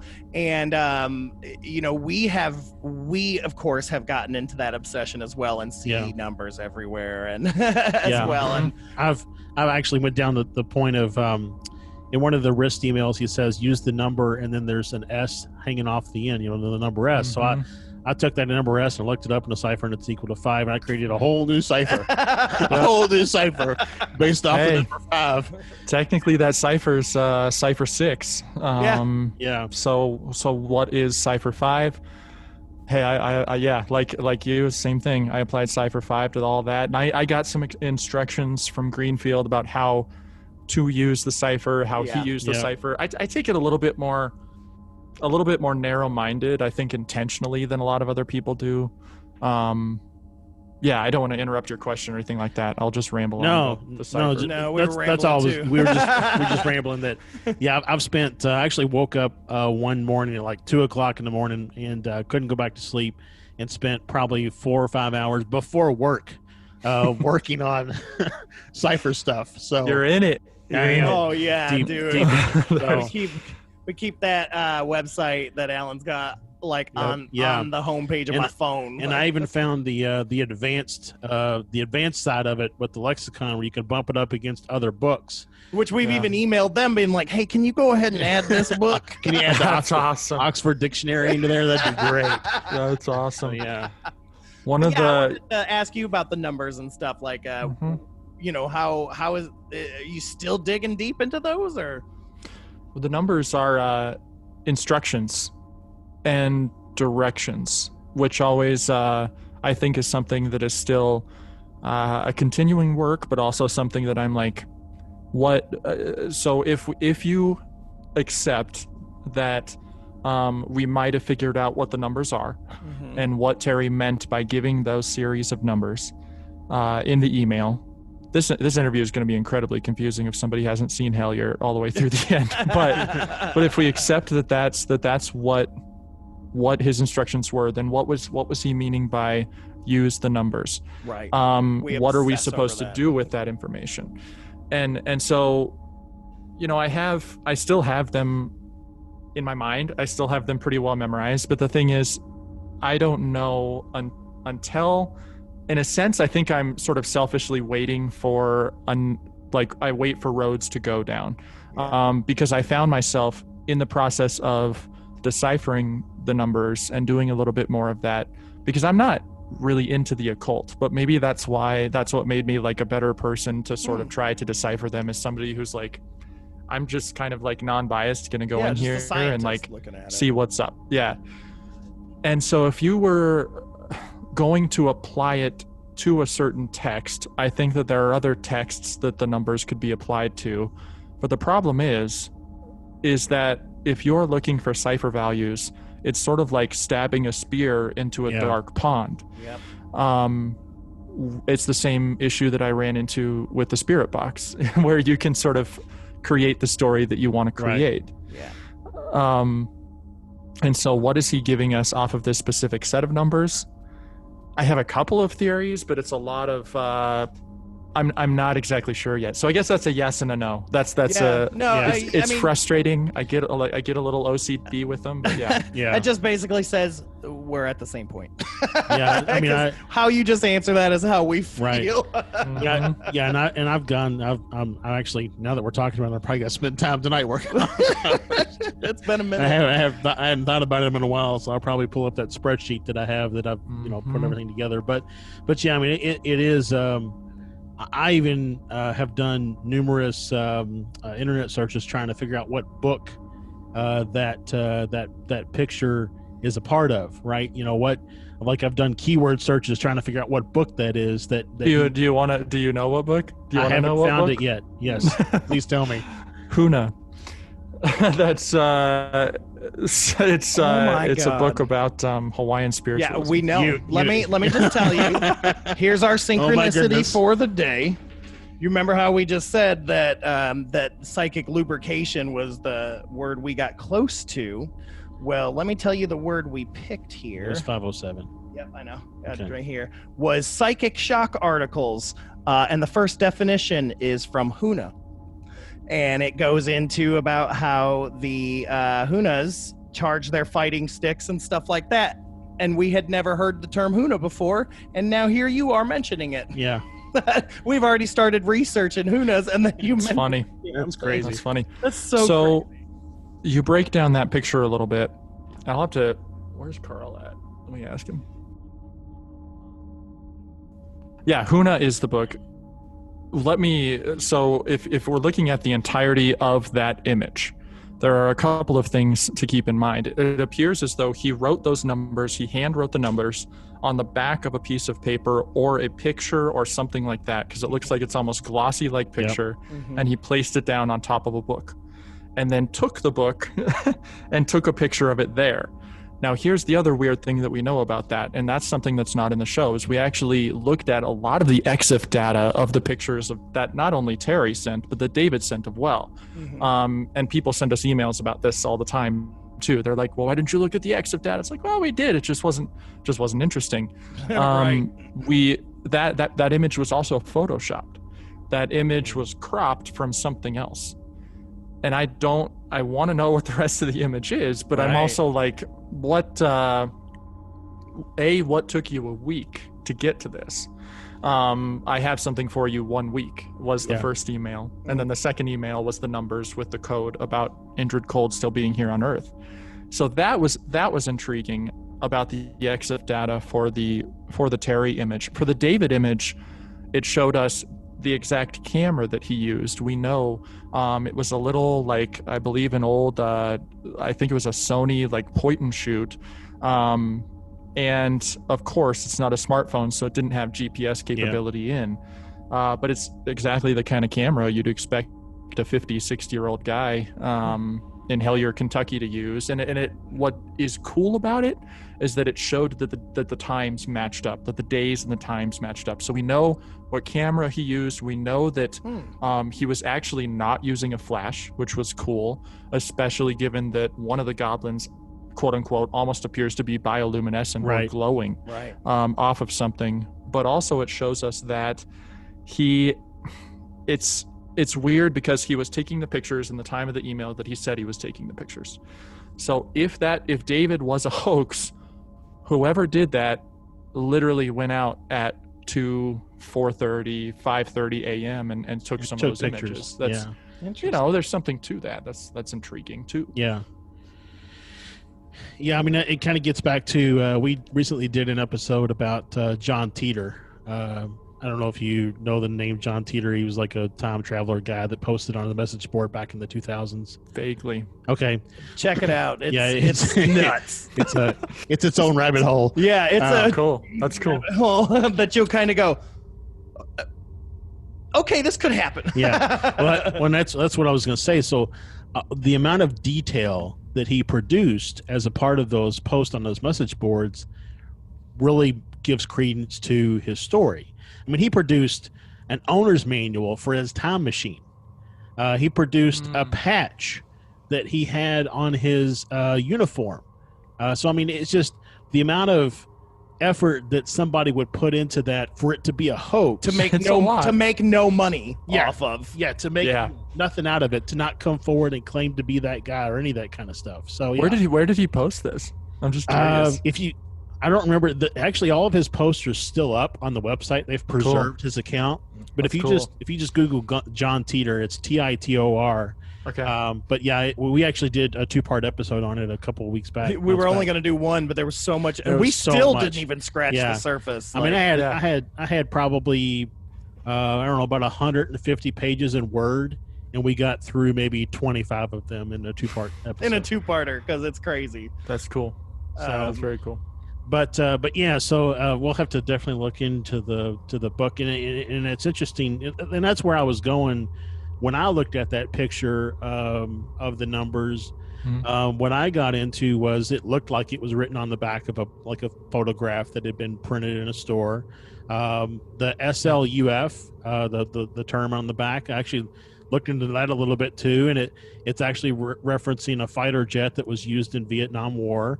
So made me think, is Terry a Vietnam vet, and is that a picture of the aircraft that is referencing, and he just happened to pick that thing off of a shelf and write those numbers onto it. So it's just it's very well, and then just talking to Alan Greenfield of how he met Terry in that very liberal extremist party, right? Oh, jeez. Because man, Terry seems so right wing, right? Like it was just crazy to find out. But I mean, different time back then as well. Different time, so different, But it's confusing. There seems to be.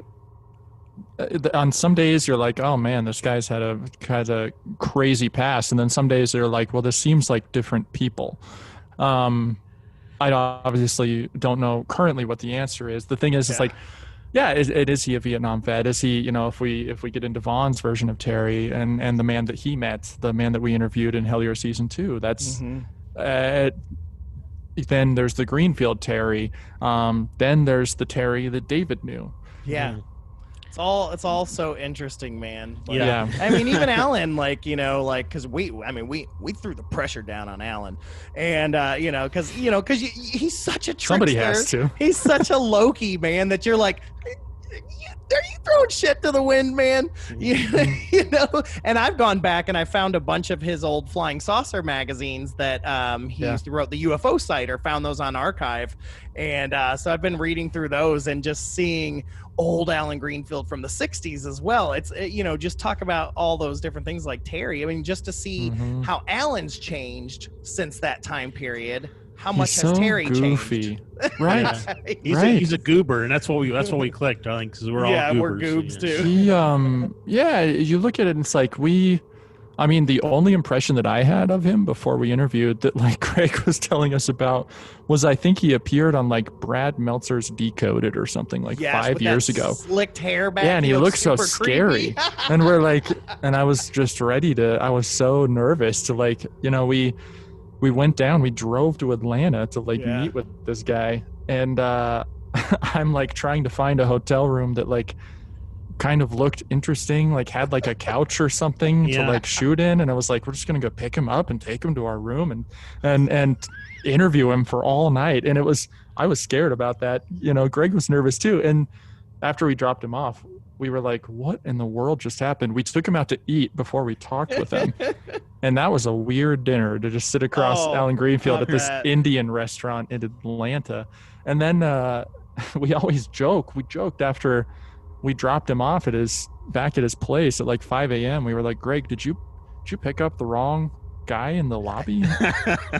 Because that's not the Greenfield I thought I was going to meet. Even after seeing him on your guys' show, I was still so nervous. I mean, you remember, as an improviser and actor and things, I don't get much stage fright anymore. But man, when it was coming to him, I was so like nervous because I just didn't know, because I felt like, oh my God, he's got all these secret OTO secrets and all this stuff. And then he's just a goob, just like we were. We laughed so hard. I had to edit out just an hour of laughing. Like, it was just so much fun, man. That's good. He had fun. That's good. He's just a blast, man. It was very interesting. And again, that's another thing that you did for us. I mean, you guys helped us, you know, develop a really cool friendship with a crazy knowledgeable guy of stuff that, you know, because I've been into the occult and things like that throughout the years. And just some of the things he talked to us, so cool. Just a really, really cool thing, man. Mm-hmm. And I would have never even thought about, like, never would have met this guy had it not been for you guys' show. So. Yeah. Like Secret Cipher of the Euphonauts. It's a beautiful thing. It is. It is very much. Read the hell out of that. There might be something to it. Yep, and he's happy to have his book on sale again. Seriously, I know. Yeah, the complete cipher, man. It's. I actually enjoyed the second half more. The Men in Black one. Which was the Men in Black one. Yeah, really got into that one. That other email or that other interview with Terry that a lot of people I don't think necessarily read. Yeah, it was super interesting. Yeah, that second one. Well, and that's what, you know, one of we were kind of spitballing the other day, and one of the things I said is, you know, Terry talks about going into an alien cave base and killing these aliens in there who basically appear to not fight back. You know, Terry's just that badass. You know, they're trying to catch him with a net. You know, I mean, I know.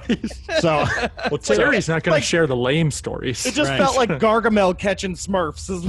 Yeah. But you know, so and then you look at the Shaver encounter, and you know, he talks about how the Taros are more elevated, let's say, and the Darrows are like out to do harm.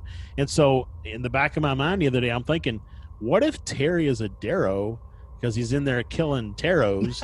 And I haven't thought of that before, actually. Mm-hmm. So, you know, and I said terrorist. Yeah. Right. Yeah. Terrorist. Yeah. Tyler's just sitting there, just like losing his mind. He doesn't even have a laptop. He just sits on his phone and like figures all this stuff out. So he's just like sitting on his cell phone. That's why I've always called him Crazy McGee, man. Yeah, Crazy Boy McGee. So every friend group needs one, I guess. Yeah, dude. And that's what it's saying. It's like it's that, you know, that idea. You guys the archetypes that you guys fill all those archetypes, you know, and bringing Tyler on fit that last little archetype. You know, now you just need to bring one of your dogs so you can get Scooby in there too. Well, so true. I was going to say maybe Tyler is Scooby. I don't know. Oh, that's funny. So, Connor, I wanted to, if you don't mind, hit some of these questions that some of the people asked us to ask you. I've vetted all of them, so they will not be asking about your underwear. Don't worry. The first one that I got comes from Twitter. This comes from someone named Ghost Rougarou, which I love the Rougarous down in Louisiana.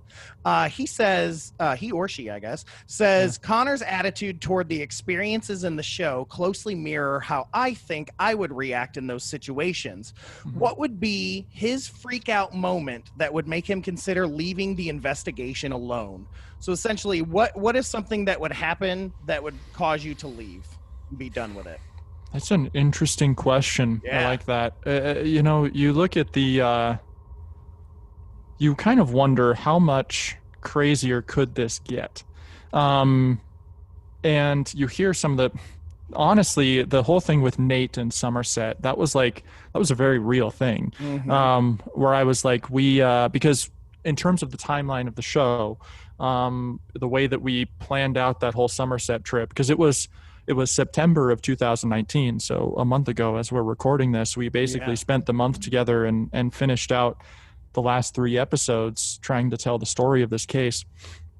The thing is I was ready to kind of put down the case at that point for me, simply because we also went to the cave that night. So like all of the stuff that's episode 10 was like 3 hours after we talked to Nate.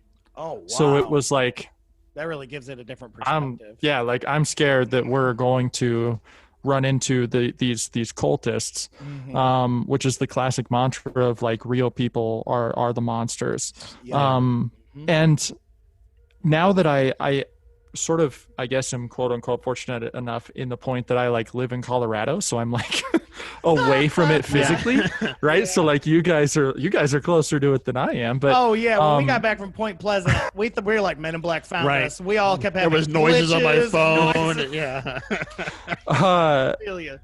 I guess if it, I don't think that I would ever, now that I've sort of gotten through that, and now that we have so many, I mean, I know that I don't mean it as an offensive term, but I don't know what other term to use. So many like crazy people in the inbox already. Sure. It's kind of like, well, guys, I mean, at a certain point you get a little bit used to kind of like brushing things off, which I wasn't used to. Yeah. And that's a lot like the criminal investigations and stuff when they go public, listen to a lot of true crime stuff, and, they talk about that when the tips come in, they come in. And it's just, sometimes it's some crazy people just wanting to talk. I would imagine that that Greg has probably gotten a lot of emails from Terry.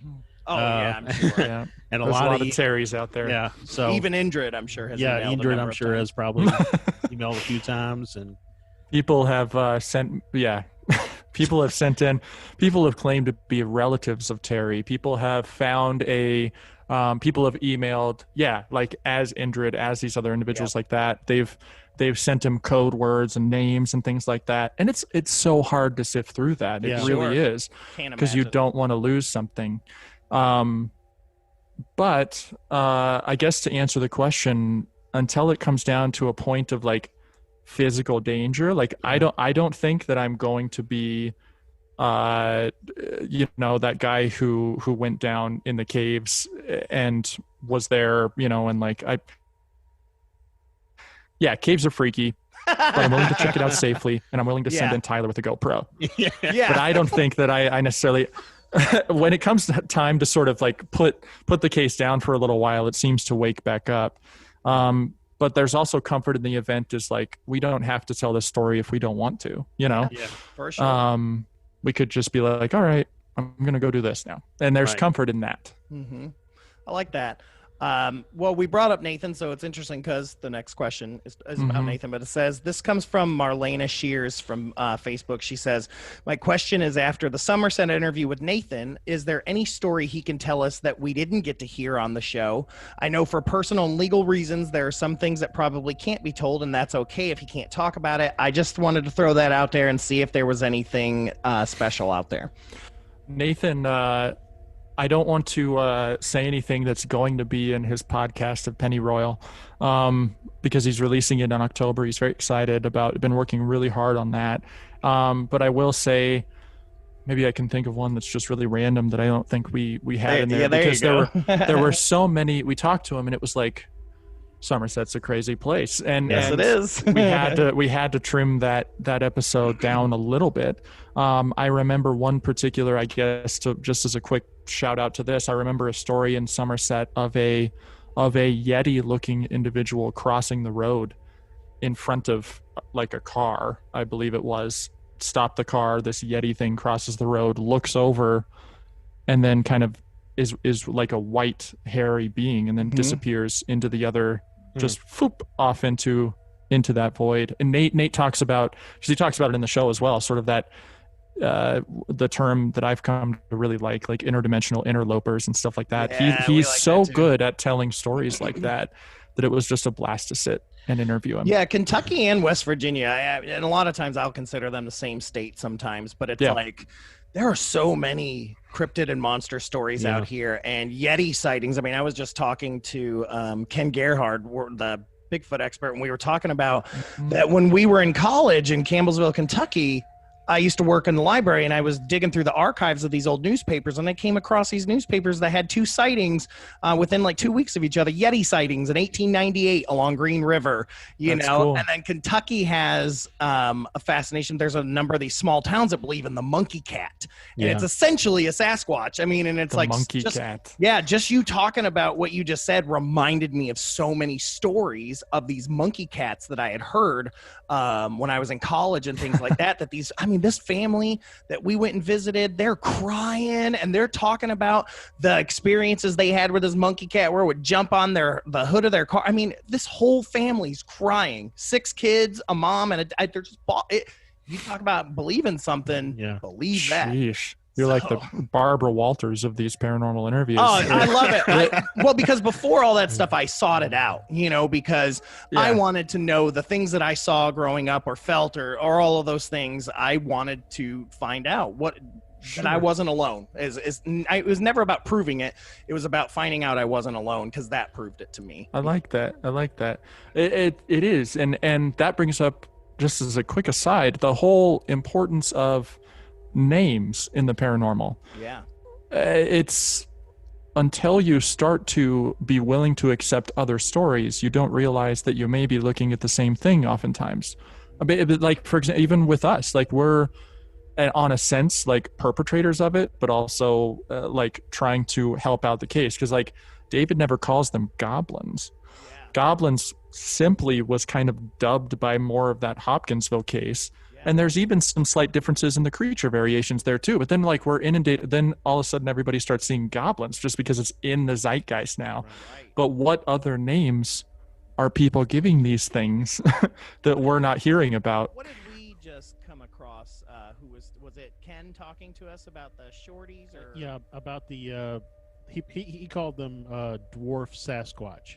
Yeah, so they're like Littlefoots. He joked. Yeah. But I mean, like they were hairless and things like that. No, they had hair. Oh, I thought he said they were hairless. No, they had hair. They were just 3 foot tall hominids. Basically. Oh yeah, but I mean, so he talked about that a lot of legends he's come across dealt with like smaller creatures, especially near caves and things like that. And we're like, this all comes together. We jokingly said that the Greys are Bigfoot, just that's why I remembered it that way. Some things are born hairless and then later get hair. So. They're the Lex Luthors. That's fair. This is the first time I've ever considered it. Maybe the goblins are baby Bigfoots. They just haven't grown into their. That's right. They haven't grown their hair yet. Yep. They're just little feet. Got to earn that hair. They're little hobbits. That's all. That's all a hobbit is a baby Sasquatch. Yeah. So another question that we got. We already talked about the first part, so I'm just going to read the second. This comes from Winston Sims on Facebook as well. He's asking because he says, with all the things that you've gotten into and things like that, do you think where you're at that it's possible for things like werewolves or vampires or banshees to exist now that we're, finding connections through other stuff? I like that. I will say that I have my mind has been wildly opened as somebody who had a sort of narrow viewpoint at the beginning. And like I said, I think a lot of people do. It's like, oh, there's ghosts, which are dead people. And then suddenly you start to think, well, what if there's more than just dead people ghosts? What if there's more than, what if time doesn't make sense? What if there's loops? What if there's, and that opens the world of ghosts. And then suddenly you're like, well, what if they're beings from the future? What if they look like aliens? And then you're like, oh, well now there's aliens. And then I have gone down that stringe of thought or whatever you want to call it so much now that I think that it's possible. but I try and only focus on the things that I know. You don't necessarily want to be a jack of all trades. Right. Well, even then, I mean, you get into vampires and werewolves and stuff, you're looking at things from a certain culture or a literature point of view.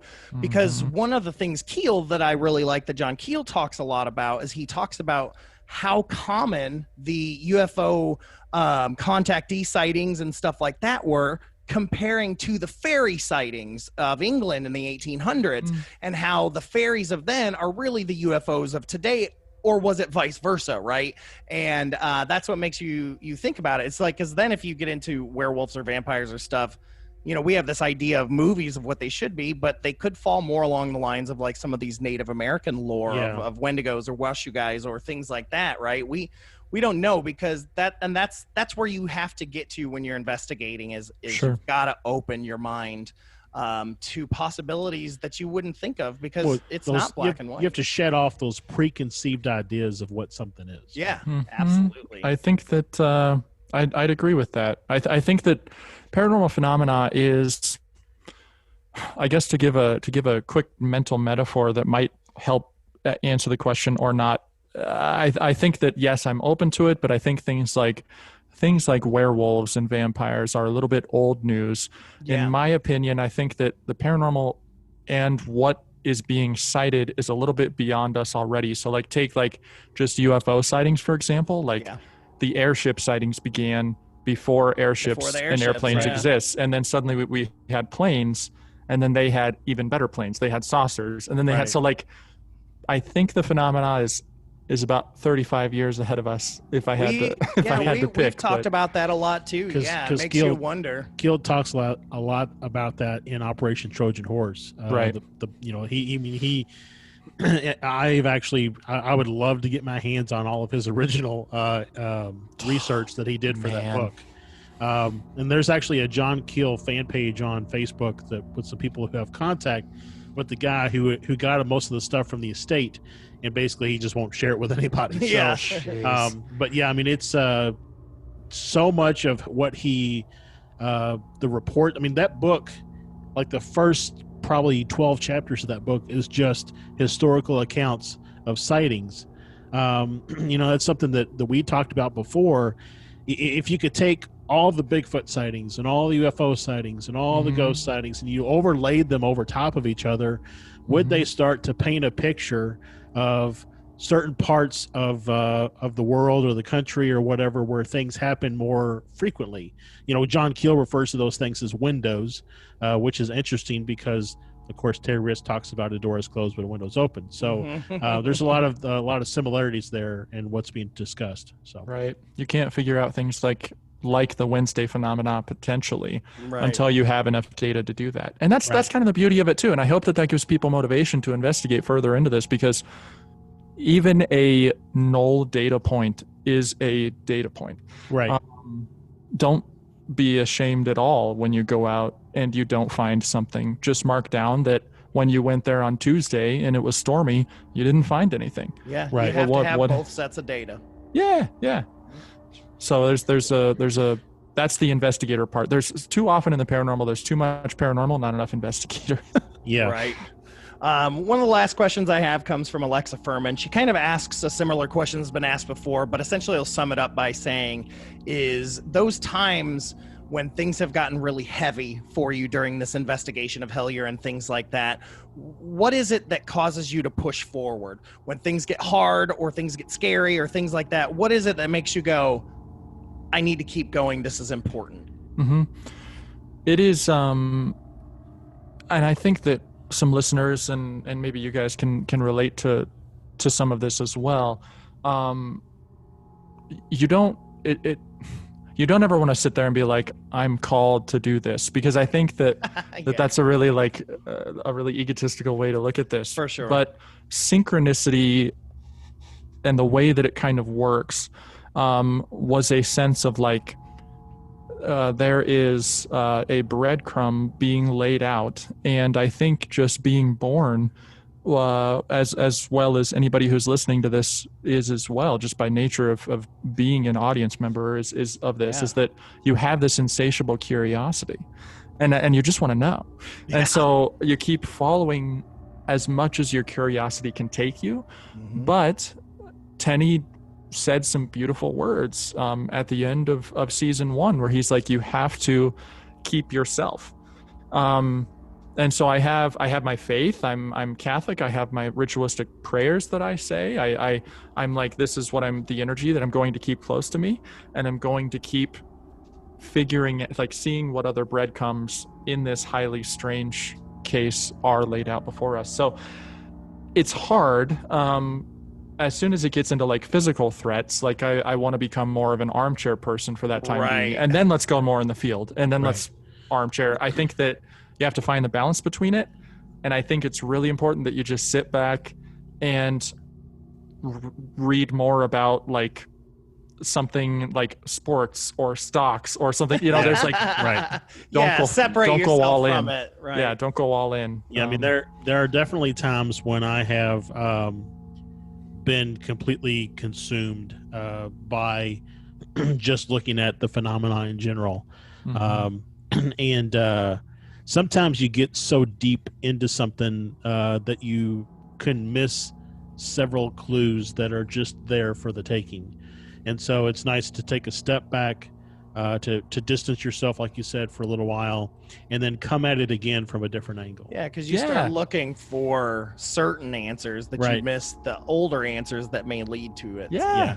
And find people that you can talk about this with. It's so like we joke. It's like it should be an important thing on like a first date that you're like, so I'm interested, and you have to have somebody in your life, a sibling, that you can like you said, like when you get that deep into it, tell your findings to somebody else. You need those fresh eyes. That's what happened. Like I said, our friend Santosh, we got him to watch it. He lives in Danville, Kentucky. And we have a group chat where that's what we talk about is the phenomena, the stuff with Hellier, any theories we have, just all of that stuff. Where all these different streams are taking us. That's our comfort zone for the three of us, and he's been on the show a number of times because of all of that, to be honest. That's why we took him to Point Pleasant with us, because he's that. And my wife is slowly getting into it. Josh's wife is slowly getting into it. Although to go back to, the familiar haunt, every time I say that I smell my grandfather's cigarette smoke, she thinks I'm having a stroke. So well, was this cigarette smoke burnt toast? Because maybe. That's what I said. I'm always like, it's toast, cigarettes. Man. Yeah. It'll be fine. And hey, send if something that you think is really groundbreaking, always be willing to send some screenshots, man. We'll give credit where it's due. Oh, we do. I love how open source this case has become. I do too. And I love that it's because it's not just us. I'll say we're fanboys, so it's not two fanboys just digging this together. The beauty of the internet allows us to talk to so many people and get their theories too. And then, this podcast has given us an opportunity to talk to you and Alan and things like that, just on the research and investigation sense of us, because we're, big mystery solvers. So it's like, it has been one hell of a year for us. Like, that's all I got to say. And a lot of it started with Hellier, and I love that. And it really is just my mind from just the threads that I've followed on my own that led to other things that have nothing to do with Hellier. I just love it. Yeah, and I'll say I need. So one thing I don't have that you have in me is that I don't have a numbers guy to bounce number stuff off. Yeah, he's my numbers guy. So I'm a theater person, so I hit him with all these number stuff, and he's like, I don't know, man. I don't know. I'm like, give me the end product. Give me the end product. Give me the end product. Give me that. I'll read the book for you, but give me the end product. Give him the cliff notes. Give him the end product. Yeah, and if you have a group of people to do that with, that's a pretty beautiful thing, And my thing, I'm curious to see what kind of number stuff you're digging into. I think that my big takeaway with it is that the entire purpose of the numbers themselves was a lot of like, you use the numbers to find euphonauts, to find aliens. Right. And so I sort of had that means to an end. And I think that some people that I see in comments, some people that I see on Reddit when I lurk around there, some people, it's like they can craft a story using cipher values. Oh, and so I'm sitting there and I'm like, I'm not trying to tie right. you know, this global pandemic into this through this via this. Yeah. It's Boy, like those people that think that the pan It's ritual scary. started because of Oh my pandemic. gosh. I get it. I know. I And as an know. improviser, I make connections. That's what I do. And I'm like, no, I can't do this here. exactly. So yeah, I'm sitting there and that's basically kind of the same thing on set. He's like, you take, you know, what he calls a class A text, but again, that's from his perspective. Right. I remember he told us that some people have used like ancient Greek texts and had interesting things because that was something that was close to them. And that was, so it's like, hey, if it's giving you guidance in your life, that's pretty cool. And personally, I'm using it to try and find aliens here on Earth via the Terry method. We'll see where that leads, I guess. Yes, we will. Yeah. Which, of course, 20,000 people hit me up with their question of when the hell is season 3 coming out? So, you know, everybody is anxiously awaiting, of course. There's, I think if the phenomena wants one, we'll see what happens. Yep. That's, And quarantine for sure always answer. stops everything. But that's what quarantine was really good for me. I read 30 books since February. That is good. That's very good. Yeah, I'm slowly building my library. So, but Connor, we won't keep you too long, man. We'll get you out of here. good. But we just wanted to say again, thank you. It has been an absolute pleasure, man. Like I said, I a lot of people say this, but we mean this a lot. We really connected with you on the show. You. So it's really fantastic that you were essentially the first person we got to speak to because you're the one that we felt close to home with. So Well, no offense, Carl, but but we loved it. Somewhere in his place. Thank you. We just it's such a great. I love your attitude. I love your just your sense of emotional let go and things like that. I just absolutely love it. And the analytical approach you bring to things. Absolutely. So I will do I do my best, and I really appreciate that. Sometimes it feels like it's not as I don't know what the words go, it's not as the sexiest of all of the ways to go about it, but it's a method of trying to analyze large amounts of what's being thrown at you. And I guess as I've told people, there's continuously trying to figure out the art of compartmentalizing the incompartmentalizable, that there's something to this. It's just a matter of figuring it out. And you guys are part of it too. So thank you for what you're doing and talking with all these people. It's great because people don't understand how vulnerable it makes you be to be able to be on this show and show yourself in that way. It's a vulnerability that, in my opinion, is very, very courageous, and much respect is from us to all of you guys, man. We absolutely thank you so much. So, well, we will thank you. I'll spread the word out to the team, and man, I appreciate both of you. But I'm telling you right now, you opened a floodgate. Josh is going to send you numbers. Do it, Josh. Come on. I'm ready. I'm ready. We'll see. Yeah, well, I got a whole lot of theories on Terry and how it relates to the numbers and what message she's trying to say. So I don't know. How do you want to get it? Anyways, I'm a rambler, so I'll stop. Yeah. But again, thank you, Connor, so much. And like I said, hit us up anytime. And we'd love to have you back on sometime, especially if you guys do get season 3 out and you want to, push it, things like that. We'll help in every way we can. So we already spread the news of Hellier. So it is like appreciate it. It is life changing and filled with psychic lubricant. That's your trigger word of the day. It is now. Now I wish that's the one we had picked. That's awesome. All right, man. Thank you so much, Connor. Have a good one. Yeah, thank you. Appreciate you guys. All right, have a good night. Wow, what an interview. Thank you so much to Connor Randall from Hellier. And wow. I mean, I really, I probably could have talked a lot longer. Just all these guys connected to this. I mean, Alan Greenfield, we talked to him forever, and we could have absolutely done that for with sure. Connor. And had a 6-part episode. I feel like if this COVID stuff wasn't around, or maybe if things tend to get better next year or something, it'd be really cool to do like a Hellier conference, and then you could break off into teams and work on different parts of the case. Oh, I see that. Yeah, that's a really that'd be really idea. cool. Yeah, because then you'd like pull people together with different points of view. That's kind of how those cons and stuff will start sometimes. You know, just fans that get together and do those things. Right. That's a really interesting idea. Really, but you know, everybody take a topic from the case and just kind of break off and see what you can come up with. Go work. Yeah, that's really interesting. Really cool idea. Most of you guys didn't know this, but Carl was in the room as well. We did get to see his luscious beard. Yeah, we did. You guys didn't get to, but yeah, it was. At one point in time, there were 3 bearded people. Me, Carl, and Connor. Connor, right? Me, with my baby fuzz. So this man hasn't shaved in 30 years. No, but really, it's like maybe twice a week. Twice. That's more. I mean, I don't like shaving because it hurts my face. I have sensitive skin, so I shave about every 2 weeks. But I get thick too by then. So. Well, I mean, I don't shave until my kids say that it hurts when I give them goodnight kisses. Aw, yeah, I get that. Anyways, way off topic here. Again, thank you to Connor Randall. Thank you to the guys at Hellier.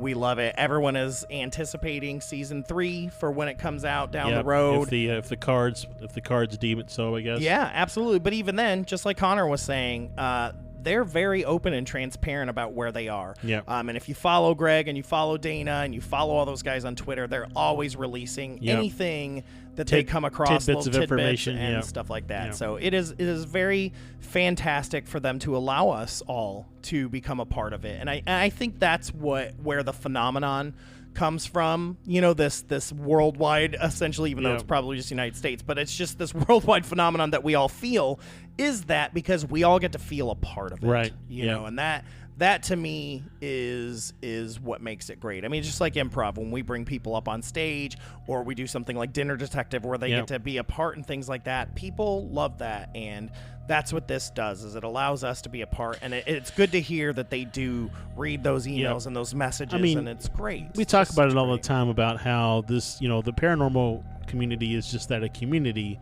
but this is probably one of the first, we'll call it an event, that really makes it feel like a close community. Yeah, well, because even paranormal groups and stuff like that can be competitive, and it almost feels like baseball teams, you know, in a sense, whereas this feels very collaborative. Right. And you know, the word that Connor used quite often was open source, which which I love. As us being computer guys, I love I love that as well. So, but yeah, you know, make sure to check out all their stuff as usual. If you have not seen Hellier yet, I'm surprised. First of all, you're missing out. Yeah. Get on Amazon Prime. It's on there, or on YouTube. Yep. Watch those things for free, you know, for us. You know, and it's like, rewatch it. God, we've rewatched it so many times. I feel like I'm probably going to watch it again this weekend. Yeah, so. and you'll be surprised at what you end up, you know, digging into by just seeing a book on Greg's shelf. I mean, you know, there's so many. There's a Facebook subreddit of books mentioned or seen on Hellier. Right. And so there's like a special list of ones mentioned, and then ones that are on like Greg's bookshelf, and I'm like, that's hardcore, because you gotta like blow that up in HD. Yeah. I'm not gonna lie, when we were talking to Connor tonight, because he was on video when he was at Carl's house, I was looking behind him at the bookshelf trying to figure out what books were back there. So it's probably, Carl is probably all romance novels, let's be honest. You know, he's a trade paperback, mass media romance paperback guy. For sure. Fabio all the way. Oh yeah, Luscious Locks. So anyways, pirate love affair. you about ready to get out of here? Yeah, we're gonna get out of here. I got my listener story. Sorry, we're all wound up now. I know. I'm just hyped. Man, I just had such a great time with Connor, man. He left me feeling so good, and that's just the mark of a great person. Yeah, man. I mean, I haven't really felt this hyped up since probably the Alan Greenfield interview. I agree, though. I mean, I do love all the people we talk to, but I mean, this feeds that, you know, that mystery of Hellier in our heads and everything else. And of course, I mean, it's already given me this want to go. I mean, I'm going to be up all night investigating stuff. Yeah, it's like I'm ready to dive back in because I've been down my rabbit holes, and like Connor was talking about, sometimes you have to take that step back, right, and look back at the original stuff again and it just makes you wonder. I wonder with where I've gone since watching Hellier last time, if I watch it again, if I'll pick up on something that I didn't pick up on before. Yeah, that's the key, and I think that's what it's all about. Anyways, so getting to our listener story, we've got a listener named Samantha. She's from Pensacola, Florida, that sent in this story, and it is being portrayed by a good friend of mine and just incredible actress. She's an incredible actress and singer and just all around great person, Jennifer Poliskie. This is Samantha's story, and so let's go ahead and check this out real quick. Hey guys, my name is Samantha from Pensacola, Florida. I've had a ton of experiences growing up. I saw what appeared to be a lady in my aunt's house in Camp Lester in Okinawa, Japan, through a window during a block party. My cousin was barely 6 months old and in his crib upstairs sleeping. There was a gate at both ends of the stairs and the house was locked. My aunt had just checked on him before I saw the lady in his room. I told her about it, so she went inside to check on him, and he was downstairs on the couch. I was also tormented by a probable poltergeist in middle school.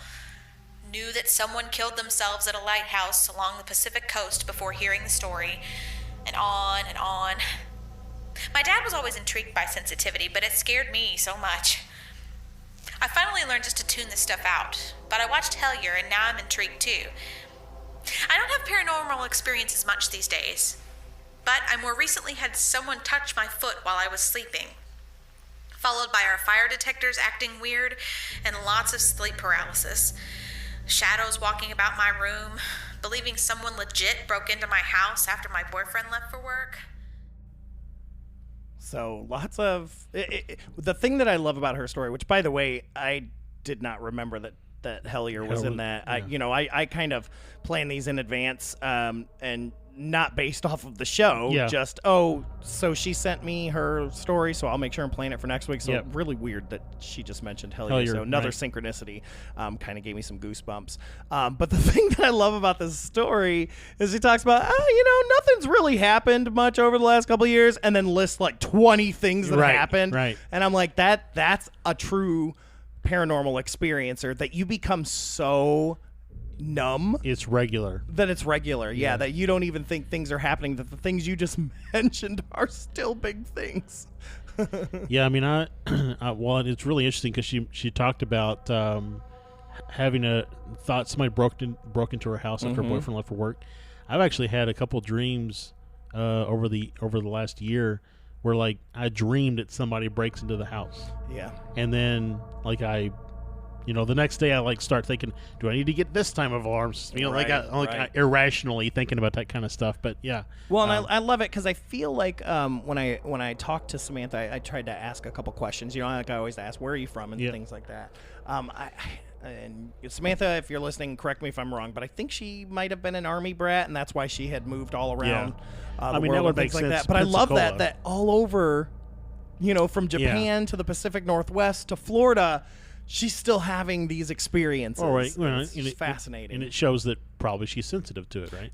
Oh, yeah. Just like we said earlier, where she was just like, nothing really happens except for all this stuff. Right. Yeah. That's someone who's dealt with it her whole life. And, again, much like we talked about with Connor, you can make yourself extremely vulnerable by putting yourself in the public like that. Yep. So thank you so much, Samantha, for sharing that story with us. And thank you to Jennifer Poliskie for doing such a great job. But yeah, on that, we're going to go ahead and get out of here. Just a reminder, check out our podcast, FearScapePodcast.com. Check out the FearScape Media Network, where you'll find other podcasts and things like that, FearScapeMedia.com, and all of our social media. Check all that stuff out. And review. Yeah, review. Don't forget, we'll send you a sticker. All you got to do is take a screenshot and send us a PM or an email and let us know, and we'll get you a free sticky icky icker. Yep. These are good stickers. These ain't your mama's stickers. They're sticker mule stickers, which are really good. These are not like they're like top notch. Yeah, these are like those ones you put 50 cents in and pull. I mean, it's the good stuff. It's not. Yeah, it's not. It does come in the half egg. Out of a vending machine. Yeah, it's not a Cracker Jack sticker. Yeah, right. Anyways, but yeah, go ahead and do that. But thank you guys so much for tuning in. Go watch Hellier. Yeah. I think you can go to hellier.tv as well, and it'll take you to links Correct me if I'm wrong. Yep, you're right there. Yeah, Hellier.tv. Check out all that stuff. Check out, Planet Weird and just everything, because these guys have their fingers in some paranormal honey. Let me tell you. I thought you were going to say pies. Nope, I'm going with honey. Okay. Because I just got some honey from my uncle who knows a beekeeper. Okay. So, shout out to Uncle Bill. But anyways, we'll get out of here. Thank you guys so much for tuning in. This has been Stefan, and I will catch you on the flip side. This has been Josh. The truth is out there. And remember, folks, hold those blankets extra tight, because things tend to get spooky when you're listening to FearScape. Good night, everybody. Good night. Bye, Connor.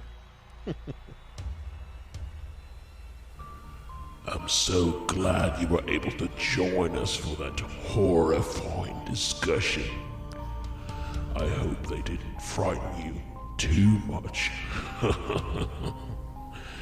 Tune in next week for even more research into the nightmarish and haunting creeps and spooks that we tell ourselves don't exist, but we know they do.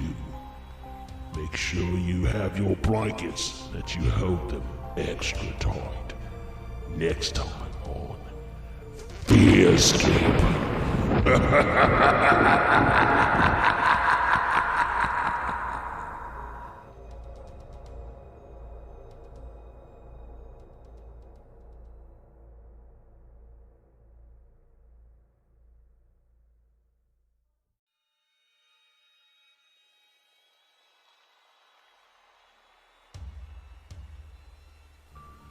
I'm so glad you were able to join us for that horrifying discussion. I hope they didn't frighten you too much. Tune in next week for even more research into the nightmarish and haunting creeps and spooks that we tell ourselves don't exist, but we know they do. Make sure you have your blankets, that you hold them extra tight. Next time on FearScape.